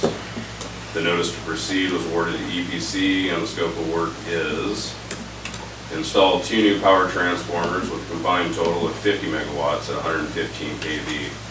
This will make the removal of our power transformer at Long possible, which will eliminate a major choke point and liability. We will be updating all the distribution breakers and control systems to complement the arrangements of the new breakers with 2 additional breakers to supply cruise ship power in the future. Last but not least, upgrading our ground grid to current specs, permanently bonding our new fence, and adding proper ground cover for the substation. Thank you. Any questions on that? Yeah, your last sentence before the, would you read that again? There was something I didn't. Yeah, I can read the last. Let's see. Last but not least, upgrading our ground grid. So Ground grid, okay, grid. I just did that. Yeah, okay, thank you. That got lost. Councilmember Calhoun. Just a couple of questions, and this again may be more for administration, I'm not sure. On all of this stuff, how is this going to affect the City of Seward's employees? Are they going to be involved in this work, or is all the work going to be done by the contractors? Yes, EPC. Okay. Yeah. And that transmission line also? Sturgeon. And so we're not going to have any like overtime budget issues or anything like that from our standpoint? I think that'd be administrative. Do we know? Are we expecting anything like that? I'm not expecting anything unless he comes up, there's a problem that... Anything, nothing that we haven't dealt with before, Yeah. before it starts overtime. Unless something comes up, that it happens, something could happen and I can see some overtime, but right now, nothing was scheduled that I know of. Yeah, I don't think anything that we can't handle. Follow-up? Just one more, Oh. again, probably more for administration. Because of the budget, we already know that we're rolling into the electric, fund as opposed to the bond with some of this stuff. And I guess, are you guys going to be managing that? Finance department's going to be managing where those funds are coming from? The MC, you have an answer for that one? Is it going to be coming from the... Yeah, we're tracking that, and, yeah, we're going to be managing kind of as that drawdown happens, where those funds need to come from. Does that answer your question? So far. Okay. Yeah. Councilmember Barnwell. Last meeting, I think we approved, was it $3 million? Was that for the Fort Raymond work? Yes. So where's the Nash Road? Is that what Mr. Cummins talking about? That the Nash Road work will be funded through? I think it's all part of one large package. And it's being billed individually. Okay. Any other questions? Sorry, one more. Okay, Councilmember Barnwell. What's your next, just curious, what's your next project after this? I mean, these two big ones. What's another big one? With this bundle of projects we're working on, or after that? After that. After that would be removing the power transformer at Long. Basically finishing up maybe some small things, bringing it up to 115. But I mean, this is definitely the biggest push. We'll actually take that transformer from Long and we'll put it over at SMIC. It's identical to the one that's over there. It can either be redundant or double our output at that location. Okay, any other? Yes. Thank you very much. Yeah, so I'd like to just close with the council and the public should understand that this isn't a repair. This is a massive upgrade, and it'll bring enough energy to Seward to satisfy the needs of the wildest dreamers for the next 100 years. Well said. Thank you. Yep, thank you. Thank you, Brian. Wow. Okay, those were the presentations, and we had a whole bunch of stuff on consent. One thing will be moved till later. That will be Resolution 66. So this brings us down to public hearings. And we have one. And it's a Resolution 2023-062. Do you read it first? Yeah, I and can then read this we'll into go? the record. Yes. Resolution 2023-062, recommending Kenai Peninsula Borough approval of the preliminary replat of 4th of July Creek subdivision, Seward Marine Industrial Center, SMIC, unsubdivided remainder of Block 6, located at 110 Olga Street, creating two lots, Lots 4 and 5, Block 6, 4th of July Creek subdivision, SMIC, Duchess replat. Okay, you can find this on page 228 of the packet. I need a motion to approve and a second, please. So I'll move for the approval of Resolution 2023-062. I'll second. Okay, it's been moved and seconded, and administration, who wants to talk about this? Go ahead, Jason. I mean, I could touch up for anything too, because it's over at SMIC, so. Mr. Bickling. Yeah, good evening. Yeah, Duchess LLC requested this planning action just on that, on kind of that back area of SMIC to establish Lot 5 with the lease for boat storage. And on April 4th, 2023, the Planning and Zoning Commission reviewed and approved that resolution, which is recommending to you to approve that preliminary plat. Okay. So Madam Mayor, I can touch Yes. up a little bit more. So this lady, she has several vessels, and she's already at SMIC. She was at SMIC all winter. She wanted to put a shop across the bay, and this is actually the site where the old mud bar used to be. So it's actually the dry part and not the mud part. So we're going to look at pushing a road across so she can bring her vessels and store them on the backside. Like I said, she's going to be building a building and things like that across, so it'll be more stuff for Seward, bringing in more folks. Okay. Any other? All right. I'll open the public hearing on resolution, where it is, 2023-062. Mr. Clerk, is there anyone signed up to speak? Nobody is signed in, Mayor. Is there anyone in the audience wishing to speak on this resolution? Okay, seeing none, close the public hearing and bring it back to council. Are there any council comments, discussion? Looks like we have nothing. I think we're ready to vote. Mr. Clerk? Okay, voting on the approval of resolution 2023-062. Calhoun? Yes. Wells? Yes. Barnwell? Yes. Finch? Yes. DeMoss? Yes. Osenga? Yes. And Mayor McClure? Yes. Okay, that resolution has been approved. Okay. The only other item of business we have is resolution 2023-066, which I've moved to the end because it was taken off consent. And what I need is a reading of this first, please. Okay. For the record, resolution 2023-066, authorizing the city manager to enter into a contract with Seward City Tours for the operation of the seasonal shuttle transportation service for the 2024, 2025, and 2026 seasons in a total amount not to exceed $820 and appropriating funds. Okay, and this is found on page 150 of the packet. I need a motion to approve in a second, please. I'll move for the approval of resolution 2023-066. I'll second. Okay, it's been moved and seconded. And first administration, and then I'll get the person. Yes. Madam Mayor, just a little correction when you read it, you just had the number wrong. It's 827-280, not 820. So. In our Just packet, look. it is 820. Oh, mine says 280. So. Okay. Figure out which is which. 280. Mine says 820, right there. So, okay, we need to know. Okay. So MC, do you have that amount? I'm pretty sure it's 280. It is 280. How bizarre. It's in the title. It's in the title, so I don't know what happened. Okay.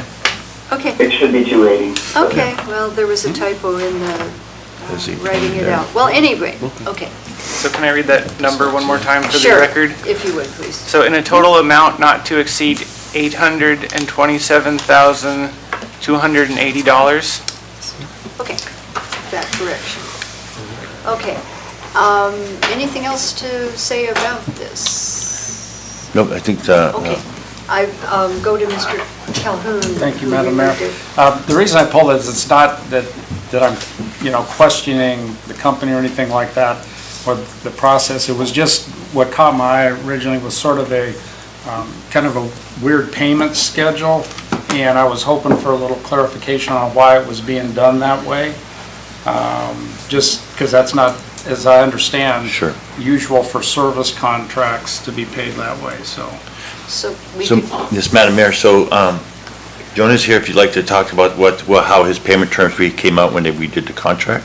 so is it okay If you want to just, to suspend the rules and allow him to come up and speak? If necessary, yeah, that's fine. Okay, any objections? Okay, Jonah, do you want to come up and, we probably should get your name. And then maybe you could answer that question. Explain that. Hello, my name is Jonah Swiderski, Seward City Tours.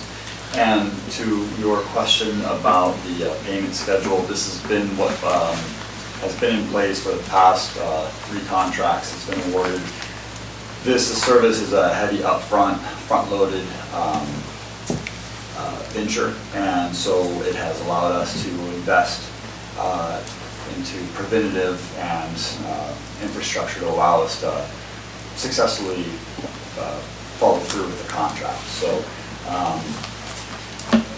ridership demand's been increasing over the years, and that just puts more wear and tear on everything.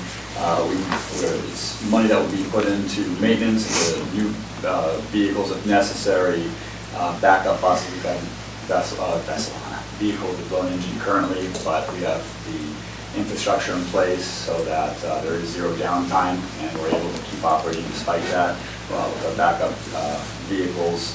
We're also going to be investing into a QR development system, so we have QR code to help with information transparency with our riders. We're hoping to include some GPS tracking as well, and that's something that we don't want to be investing in throughout the contract. That's something that we want to try to accomplish off the get-go and have it in place already, and moving forward into the start of this contract and moving forward. So that's really what it's going toward, just making sure that we're able to operate on day one at full strength, as well as on the final day of the contract full strength. Councilmember Calhoun, does that answer your question? Yes, Madam Mayor, it does answer my question. No. Okay, and just for the public's, or for the record too, I don't know if it was just mentioned, but these funds come from the CPV funds, which is the cruise ship head tax, we call it. So that's what's paying for all this. Did you have, Councilmember Wells? Thank you. Thank you, John. I remember when this contract first came out for bid, but I don't remember the year. Was it 2018 or 2016? Can you tell me when you first awarded the contract? First was awarded the contract, it would have been, this is our 6th year and final year, so that would put us, 2018. 2018, okay. And sorry to hear that one of your vehicles has already blown an engine. I understand the, as you know, because I've been in the transportation industry before, so I understand the front-loaded cost. How many hours, and it's okay if you can't answer my question, how many hours are you putting on each vehicle? Because I'm sure, I know you have an engine hour timer for your diesels, correct? Per year, just so that I think we're putting on in the neighborhood of 2,000 and change, maybe 2,200 hours on our engines as a fleet. As a fleet. So we cycle buses through so that we're not overloading a single individual engine. Mm-hmm. So as far as each individual, well, it's tricky because it's the whole thing set up. And the only reason why I'm asking this, and I don't want you to get too personal with your business, but is I do believe that there's people in our community that are like, we're paying how much? Sure. To have these buses run around, and so I just wanted to make it as open without, with the community. I mean, that is a lot of hours for vessels, and how many, vehicles. How many vehicles do you have that support this program right now, and are you looking at purchasing new vehicles? So this is something that's been discussed a bunch. There are max capacity from the contract requires 3 vehicles on our busiest days.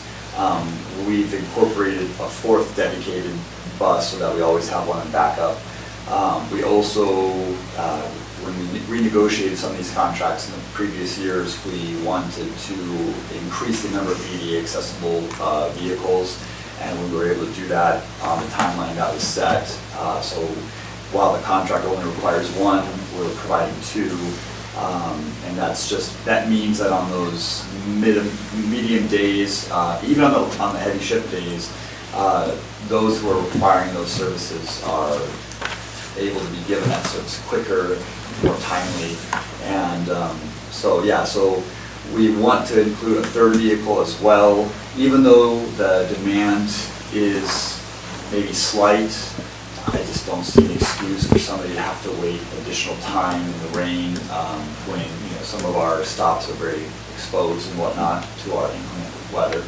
And so, making sure we have the right vehicles for the service that we provide is important.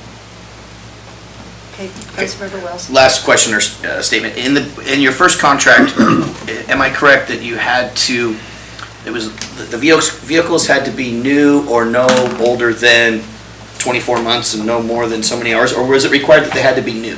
No, it was, I would have to look back at that original contract. They were allowed to be used. I think I put an age limit on them, which was not included in this new one, only because I guess from a business person's perspective, the most important thing is that your vehicles be safe, be maintained, and be appropriate for the riders.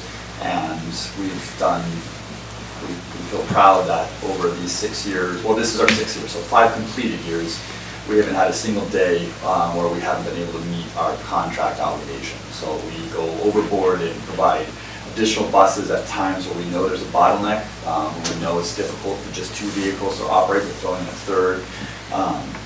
There's various reasons for that, not just providing additional service for the riders, but it eases the wear and tear on our vehicles and even on our drivers themselves. But yeah, so I don't know if that. Last statement. I just want to say thank you because I know how much work you've had to put into this, and I understand how much it takes to maintain these vehicles and be prepared to trade them out. And so I think you're doing a great job, and I just wanted to say thank you. Okay, any other questions? Councilmember DeMoss. I don't have a question, but I just wanted to say thank you as well because I understand the amount of effort that you have put into this company, and I understand the intent behind it as well, that you guys have really just thought about the community and you've been so community-minded with your efforts with this company. I really appreciate that. And I also want to point out to the public that you were the only company that actually bid on this, and how lucky we are to have such a professional and superb operation that is willing to do this for our community. So thank you so much. If I could make one statement to one of the questions and concerns was just the amount of money being dedicated to it. Every year when we're moving all these people, it's a brass tacks business approach of looking at it, but every person we move is a wallet moving from the cruise ship terminal to the small boat harbor to the downtown area, moving people from the campground areas along the waterfront back to our restaurants, back to our shops.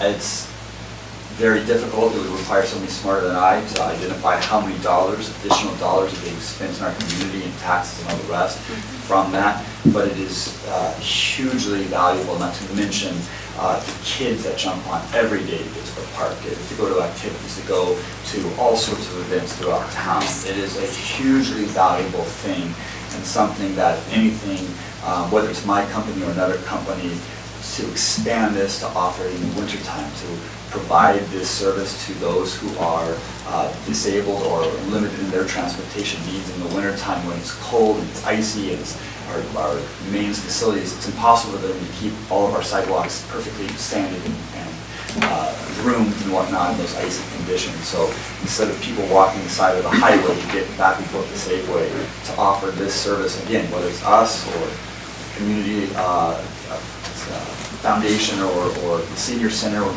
it's a hugely valuable service, and I think it saves the city a tremendous amount of money as well. So thank you for the help. Councilmember DeMoss. I have to say one more thing. I do know a lot of seasonal workers utilize this that don't have housing in town, that have to live outside of town and don't have another way. So that is a huge benefit. Okay, thank you. We can go back on the rules, I guess, as I always say, having suspended them. Any other discussion before we vote? Okay, seeing none, Mr. Clark, I think we're ready to vote. Okay, voting on the approval of Resolution 2023-066. Barnwell? Yes. Finch? Yes. DeMoss? Yes. Osenga? Yes. Wells? Yes. Calhoun? Yes. And Mayor McClure? Yes. Okay, that resolution has been approved. Okay, that takes us there. A couple down here informational items, if you want to look in the packet on the SBDC and the Hyper financial report. Which brings us now down to citizen comments. This is the 5-minute per speaker section, and there's no sign up, just raise your hand, and it's the same rules. Okay, come on up.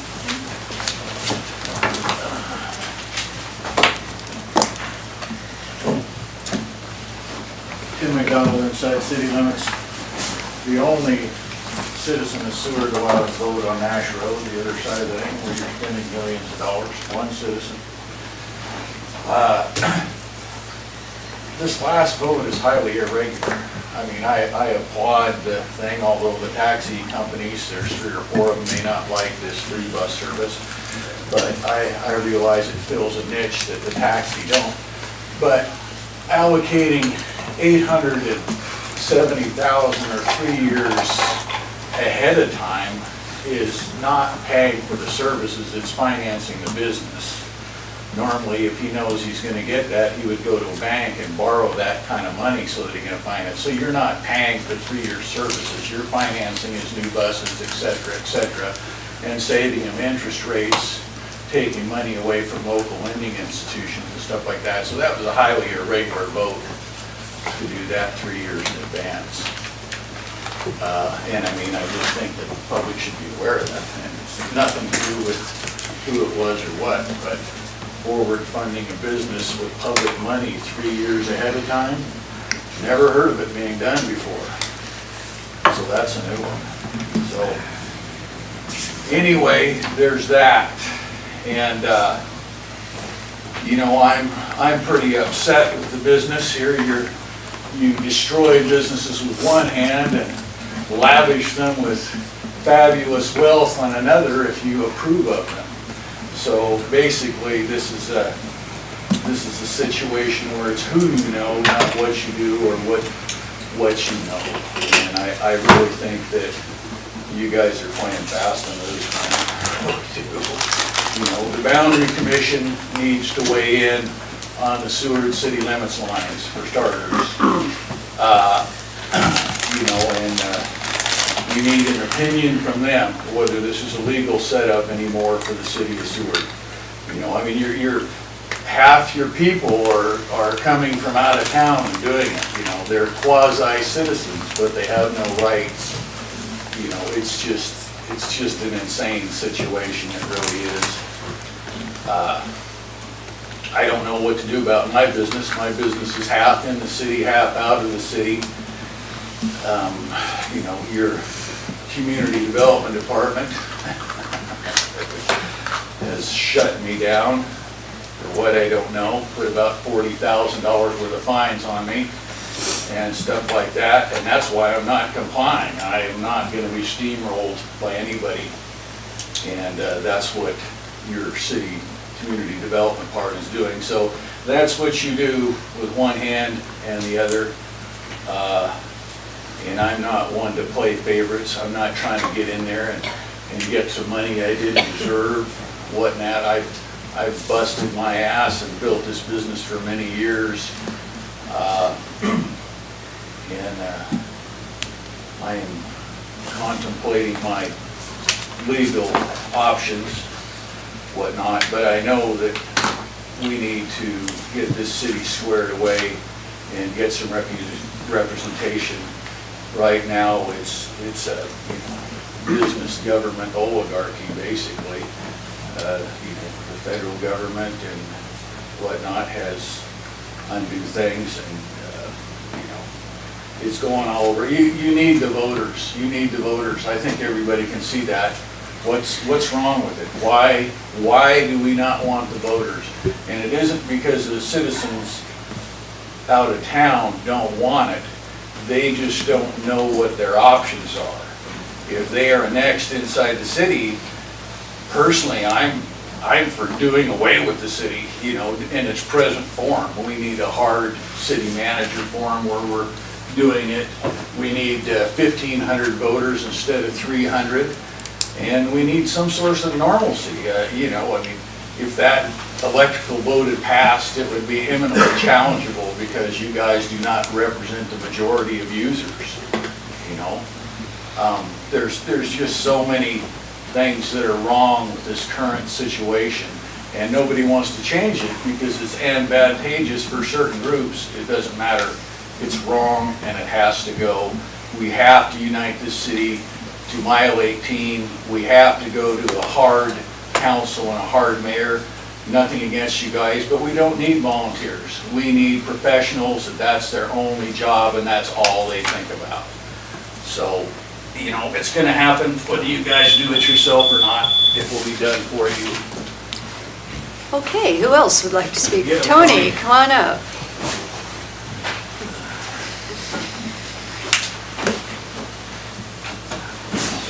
Tony Bachman, inside the city limits. I wanted to come and say thank you to Brenda Ballou for her 13 years of service to the city. It was a pleasure serving on the city council while she was a clerk. She was very helpful, and it was a really good experience for me to be on city council at that time, and she was very helpful and supportive. Even when I started my business, Brenda was the clerk, or the deputy clerk at that time, who helped me with the first mobile vendor permit, late night mobile vendor permit process.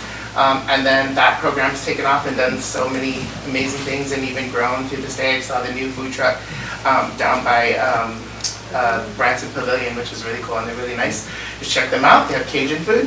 But I just wanted to share one thing about the drag story time. I know there's a lot of things that I wanted to say earlier, but I just wanted to keep it short now that we have a little more time. One, I understand where people might think what a drag show is, because they've been to one, and a drag show is totally different from a drag story hour, right? You don't behave around your friends at a bar or in an adult setting the same way you behave around children, right? And that's the difference between these two events. Just because you have one event that is for older people, and you have another event that's geared towards younger people. And when you think of the inappropriateness or whatever you might feel about a drag show, that's one opinion, and what happens at the drag story time is totally different. It's age-appropriate material that's read to children. It's appropriate people dressed appropriately. If that, you know, that's subjective in some people's minds as well. But we also have to realize that we don't have to agree or like everything, because we all live in America, and we can do what we please, and we have that right to do that, and that's the beauty of it, right? The one thing that I do caution everybody about, and I really feel bad for the people at the library who are having to field calls of people who are angry or upset, but that's our life, right? That's what I've lived since I was young. That's the life of our community, what we face every day. So that's a learning moment where those people can share those opportunities, share those experiences and say, man, it must suck to be you sometimes because people really hate you. And they are not scared to share that, right?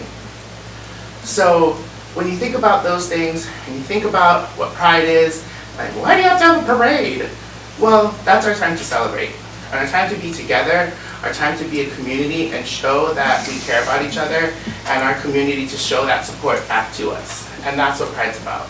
Our event has grown from a small, tiny event on a couple days to a really big event where people come from all around the state. And it's really cool to share the stories of people coming for their first Pride as families to share it together. Families who have trans kids, who have gay kids, all kinds of people who came and love to celebrate Pride with us because it is such a small town, really cool and really fun event. And we get to have great conversations with people from all around the peninsula, from all around the state, where we get to learn from each other.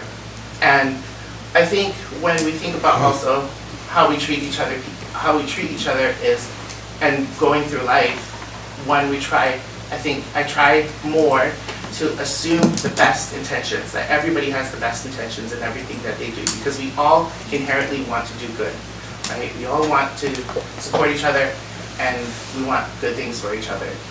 But sometimes when we do hurtful things, we don't realize who we're hurting. And the closest people to us our children, our family, we don't realize that the things we say or we do, how it affects them.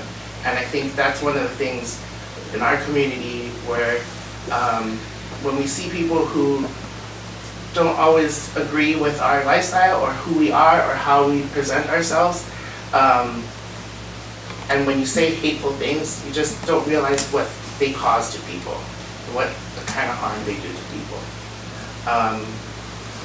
And our group is all about having a good time and like being accepting and including everybody and doing fun things. It's not about telling anybody else to do what they should do or what they should not be doing. So that's all we're here to do. And thank you so much for supporting us for the last 4 years with the proclamation. So thank you. Thank you, Tony. Anyone else wishing to speak?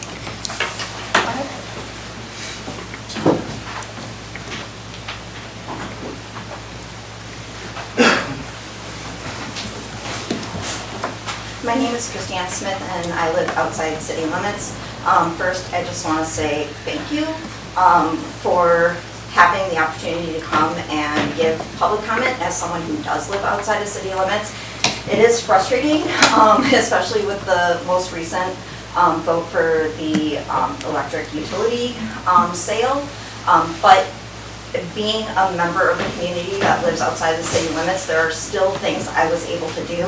I could come to city council meetings, learn, give public comment, attend work sessions, town hall, again, get information, share information, talk to my friends, family, coworkers that live inside city limits, and just ask them to show up and vote. So yes, it can be frustrating at times not to be able to be a voting member of the city of Seward, but there are things that those of us in the community that live outside of city limits can do, and this opportunity is greatly appreciated. I also want to thank you for creating the direct links to PDF documents for city council meeting agendas and packets. I know I've come and kind of shared some of the frustrations of the legislative history site, utilizing it, having it time out and resetting to the first page if I had to leave the site for some reason, download times of the PDF from the legislative history site. So having those direct links that open directly a PDF document is so user-friendly. I really appreciate that you guys have listened to comments both here and directed directly through city administration and departments. I was on the City of Seward website today wanting to look up some of the rental or use agreements for the Seward Community Library and Museum and possibly policies that they have regarding use because I could not go to the library today because they were closed. Some of the things that I found is that on the Seward Community Library and Museum Department page, the library policies under resources, there are 4 policies that download and open as a Microsoft Word document that then can be edited. So I wanted to bring that to your attention. I did peruse through some other departments that had policies, resources, etc., links to documents. Most of them, or all of them that I could find, seem to open up as PDFs or link to other more official web pages such as legislative history, or I forget there was another one, can't remember the company name. And then also the city policies page under the city manager department page continues to open up link. And I know that I gave comment on this a number of years ago when I was trying to look up policies relating to the animal shelter and animal control, and actually had to go and file a request for information through the city clerk, which they were so happy and was able to provide that information to me. But it is frustrating as a member of the community to seem like I have access to those documents and then have it show up so I just wanted to bring some of those concerns and comments to your attention tonight. Thank you. Okay, anyone else wishing to speak? This last chance. All right, I'll close this portion and bring it back to council and administration comments and responses to citizen comments. So first of all, Acting City Manager Regis. Thank you, Madam Mayor. So I want to thank everybody that came to speak tonight. I know it's hard for either way to talk, but just remember, be kind to the library staff. They're just doing a job out there. So also I want to thank Mr. Paperman and Mr. Thrall for coming to do the presentations. It was great. And also for, everybody got a proclamation or award today. Also, yeah, the infrastructure thing with the Nash Road, if you just take a ride out there, you'll see it. You can't miss it. There's a lot of great things happening out there. So the poles were going up pretty fast last week when I took a run out there. It was pretty impressive how those guys are working. So I think it's going to be minimum downtime, like he was saying, on the electric changeover. You're going to do it at night. I think he's going to coordinate with the prison and definitely with the with JAG, so it doesn't affect anything. And then the people in the yard, by the time they do that switch over, the yard should be pretty empty. If not, we'll definitely let the vessel owners know that are in there working that we're going to be down. So. And Assistant City Manager Saul. A couple things. Thanks to the boards and commissions for coming tonight. That was a really good time, I thought. One of the things that Norm and I have been talking about lately is just increasing and enhancing the communication between the boards and commissions. It's really nice to see council have the opportunity to give feedback, and we're already looking at 2024 priorities for the boards and commissions and trying to create mechanisms for you guys to have more of a dialogue. Traditionally, it's been very much, this is what we want to work on, and then council will reviews it, and we're going to try and create that space for more communication to go into those priorities. And then also just for the public's awareness, we're going to be having a discussion item on the June 12th council meeting agenda to talk about the future of the electric utility. So I know there was some comments and emails and phone calls this last week after the calendar went out on tonight's executive session, but for the public's awareness, there is going to be that discussion item, and I would really encourage everybody in the community to show up because it's going to be important information, and we have a lot of decisions to make about the electric utility. So, thank you. Thank you. Let me start with Council Member Finch. I'd like to thank Tiffany Alciller for their efforts and time put in for preservation of sewer history.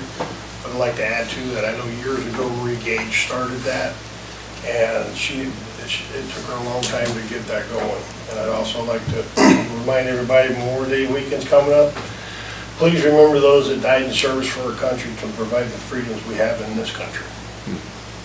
Thank you. I think I'll just go down the road. Councilmember Calhoun. Okay. Yeah, a couple of things here. All the presentations I thought were very good tonight. Appreciate the boards and commissions coming in and talking to us. The Sewer Community Foundation, Dave Paperman and Brian Thall, thanks for some updates. That's good to know. Hopefully we'll be able to get as much information out to everybody over on the other side of the bay about the outages and traffic changes and all that kind of stuff that's probably going to happen. A couple of things that I wanted to do, and I know we could load ourselves down probably every month with proclamations about stuff that's going on all over the place. But there were some things that I would like to mention during the month of May. Was Fallen Firefighters recognition is in the month of May. Peace Officer Memorial Day is in the month of May. Armed Forces Day is in the month of May, and Memorial Day is in the month of May. And the ones that we honor on Memorial Day and Peace Officer Memorial Day and the fallen firefighters are the people that have given their lives to give all of us the opportunity and the right to live the lives that we do. And so maybe in the future, and maybe it's just us notifying the city clerk or the administration, but some of those important days throughout the year should probably also be recognized a little more formally than and not be neglected like they apparently were this year, or this month. So, and I don't want that to be in a negative sense. It's just informational more than anything. On Memorial Day, the American Legion will be holding its Memorial Day ceremonies at the Legion Cemetery. Usually starts around 11-ish, we say, and then we always get caught with the train rolling through and everything, so it'll be right around that period of time. And just remember, we have Veterans Day, we have Armed Forces Day. Memorial Day is the day that we honor those that have fallen in defense of this country. And that's all I'll say for that tonight. Okay, thank you. Councilmember DeMoss. I would like to say thank you to our former city clerk, Brenda Ballou. I wish her well, and thank you for her 13 years. It's a long time. Thank you so much to Seward Pride. Keep doing what you're doing. SPA, I think you're so important for this community. And it was interesting because I was expecting to have a lot of negative comments against the drag story hour, and we were kind of overwhelmed with positive emails in support of it, and it was a nice surprise because I haven't quite received that positiveness from these events in the past, and I wonder if things are changing a little bit. I hope we can think that way at least. I would also like to say thank you to Dave Paperman for his presentation with the Seward Community Foundation. What an amazing foundation for our community. And I just think they do a really great job. And I think that's all I have. Thank you. Okay, Councilmember Wells. So I'll echo all the thank yous, of course, and agree with Councilmember Calhoun that we could probably do proclamations left and right, and we should probably not do them left and right, but make sure that we are addressing them all. I am looking forward to Pride Week, and I'm looking forward to attending my first Pride drag story time. Unfortunately, that was not around when I was going to school, and I'm looking forward to participating and being there. So thank you, Pride, for that. And to the citizen who brings up expanding the city boundary, I want the community to know that that is not something that the council can just turn around and do. It's not something that we hold in our back pocket to prevent people from outside the city from being able to vote. And there's more to it than just extending the city line. A whole lot more to it than just talking about it. And I would encourage the citizens who do want that done to do the research on their own, contact the borough, contact the state, and come back to council with that plan. The city council does not have the time to go through that entire process, to deal with the state, to deal with the borough, and then to turn around and tell all those people who live outside of Seward city limits, who chose to live outside Seward city limits, who chose to live outside of the code programs and code requirements inside Seward city limits, that if they are annexed into Seward, that's all going to change. And there's a reason why every community I've ever lived in, you have a city limit and then you have a country limit. And the people who decide to live in that country limit do not get to vote with inside city limits. But that was their choice when they picked their properties where they wanted to live. And I congratulate everybody for having that option. And I'm grateful that everybody has that option. I am getting a little frustrated with hearing the same thing over and over and over again, but with no course of action from those citizens. Those citizens want something done. They have ideas. We're all for listening to it. If you bring in those actions, bring those community members that want to see this happen. Otherwise, you're just saying the same thing over and over again, and it just takes up time. And I hope everybody has a great week. Thank you. Okay, Councilmember Barnwell. I appreciated the chance to have the boards and commissioners here tonight. It's beneficial for all of us, again, to have that communication. I really enjoyed the Seward Pride. I felt like I was educated, and I appreciate that. And I think there's a lot of courage tonight. A lot of people that I just admire them. Thank you, Mr. Thrall. again, that's really helpful to have that information for us. We need that information to make good decisions. And thank you, Mr. Paperman. Seward Community Foundation is an awesome program. And thank you, Tony Rolo. Okay. And Vice Mayor Osenga. I would just have to agree with everything that's been said. I would just be repeating everything that's been said already. You know, thank you to our boards and commissions for our meeting. Thank you to everyone who made their comments. It was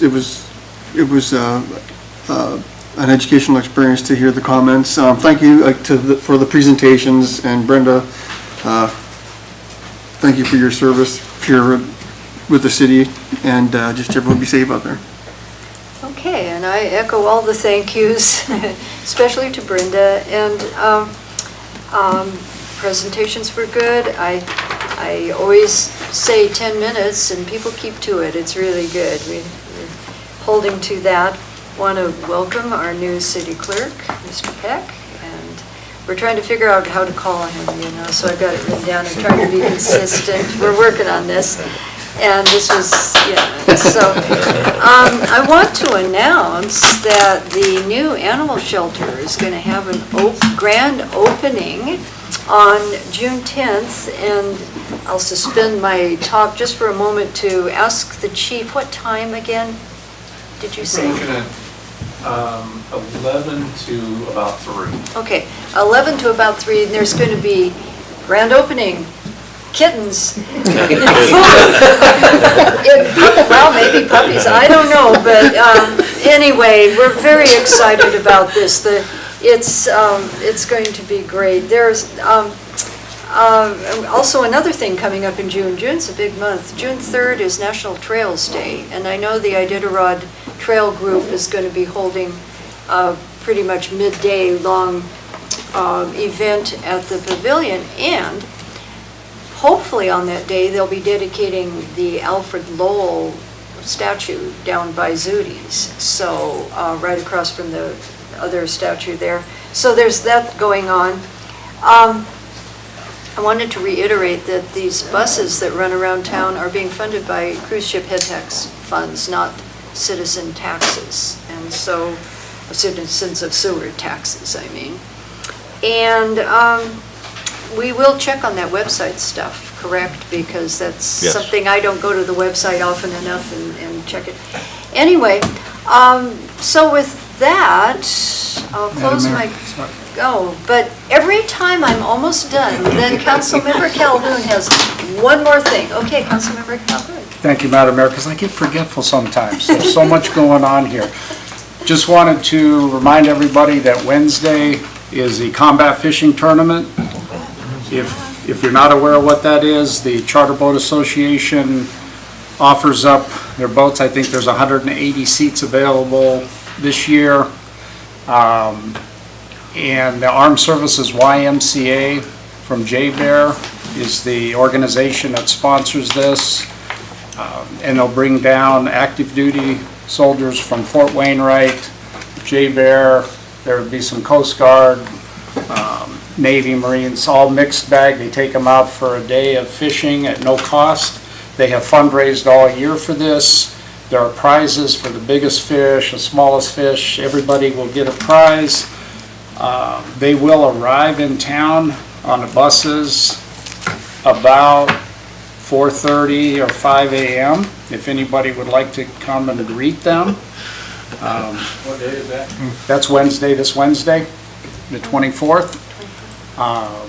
And then after their day of fishing, then there will be a banquet for them that will be held at the Heavy Diesel Equipment Shop at Avtech. And I know people say, why would you do that? You'd be amazed on how it looks when it's cleaned up, and it's a great size space. So just to know that there will be a lot of our active duty kids will be here for that day. This will be year 16, I think, that we've been doing that. So just wanted to remind everybody of that. Okay, thank you. Okay, with that, we move into an executive session time, and I will make the motion After we make the motion and vote on that and decide who's going to be in it, I'd like to take a brief break because we'll have to have the clerk call some people, so just... Yeah, we're going to turn close. You can leave it open for now. Okay, so I'll move. I have to read this exactly, okay? I move to go into executive session to receive legal advice from the city attorney on the following topics. 1, the impact of election results on the Homer Electric Association, HEA, purchase agreement. 2, potential Alaska Public Offices Commission, APOC, claims of the city against Chugach Electric Association, CEA. And 3, city CEA wholesale power contract termination provisions. And I need a second for that. Okay, it's been moved and seconded. We'll vote on going into executive session, please. Okay, voting to go into executive session. Barnwell? Yes. DeMoss? Yes. Calhoun? Yes. Osenga? Yes. Finch? Yes. Wells? Yes. And Mayor McClure? Yes. Okay, that motion is passed. And did you say you were going to take a recess? But first I'm going to state who will be Oh, in sure. executive session, okay? So we'll have acting city manager Regis and assistant city manager Sewell. And on the phone, we need to get the electric director Rob and also attorney Brooks Chandler. So, and then council. Those will be the ones present. Is that correct? Okay. So I'd like to take maybe a 5-minute recess while you, Mr. Clerk, try to get the right people on the phone, okay? And then we'll reconvene. Does that make sense? Okay. What's right? Some of us know. Okay, so... Coffee.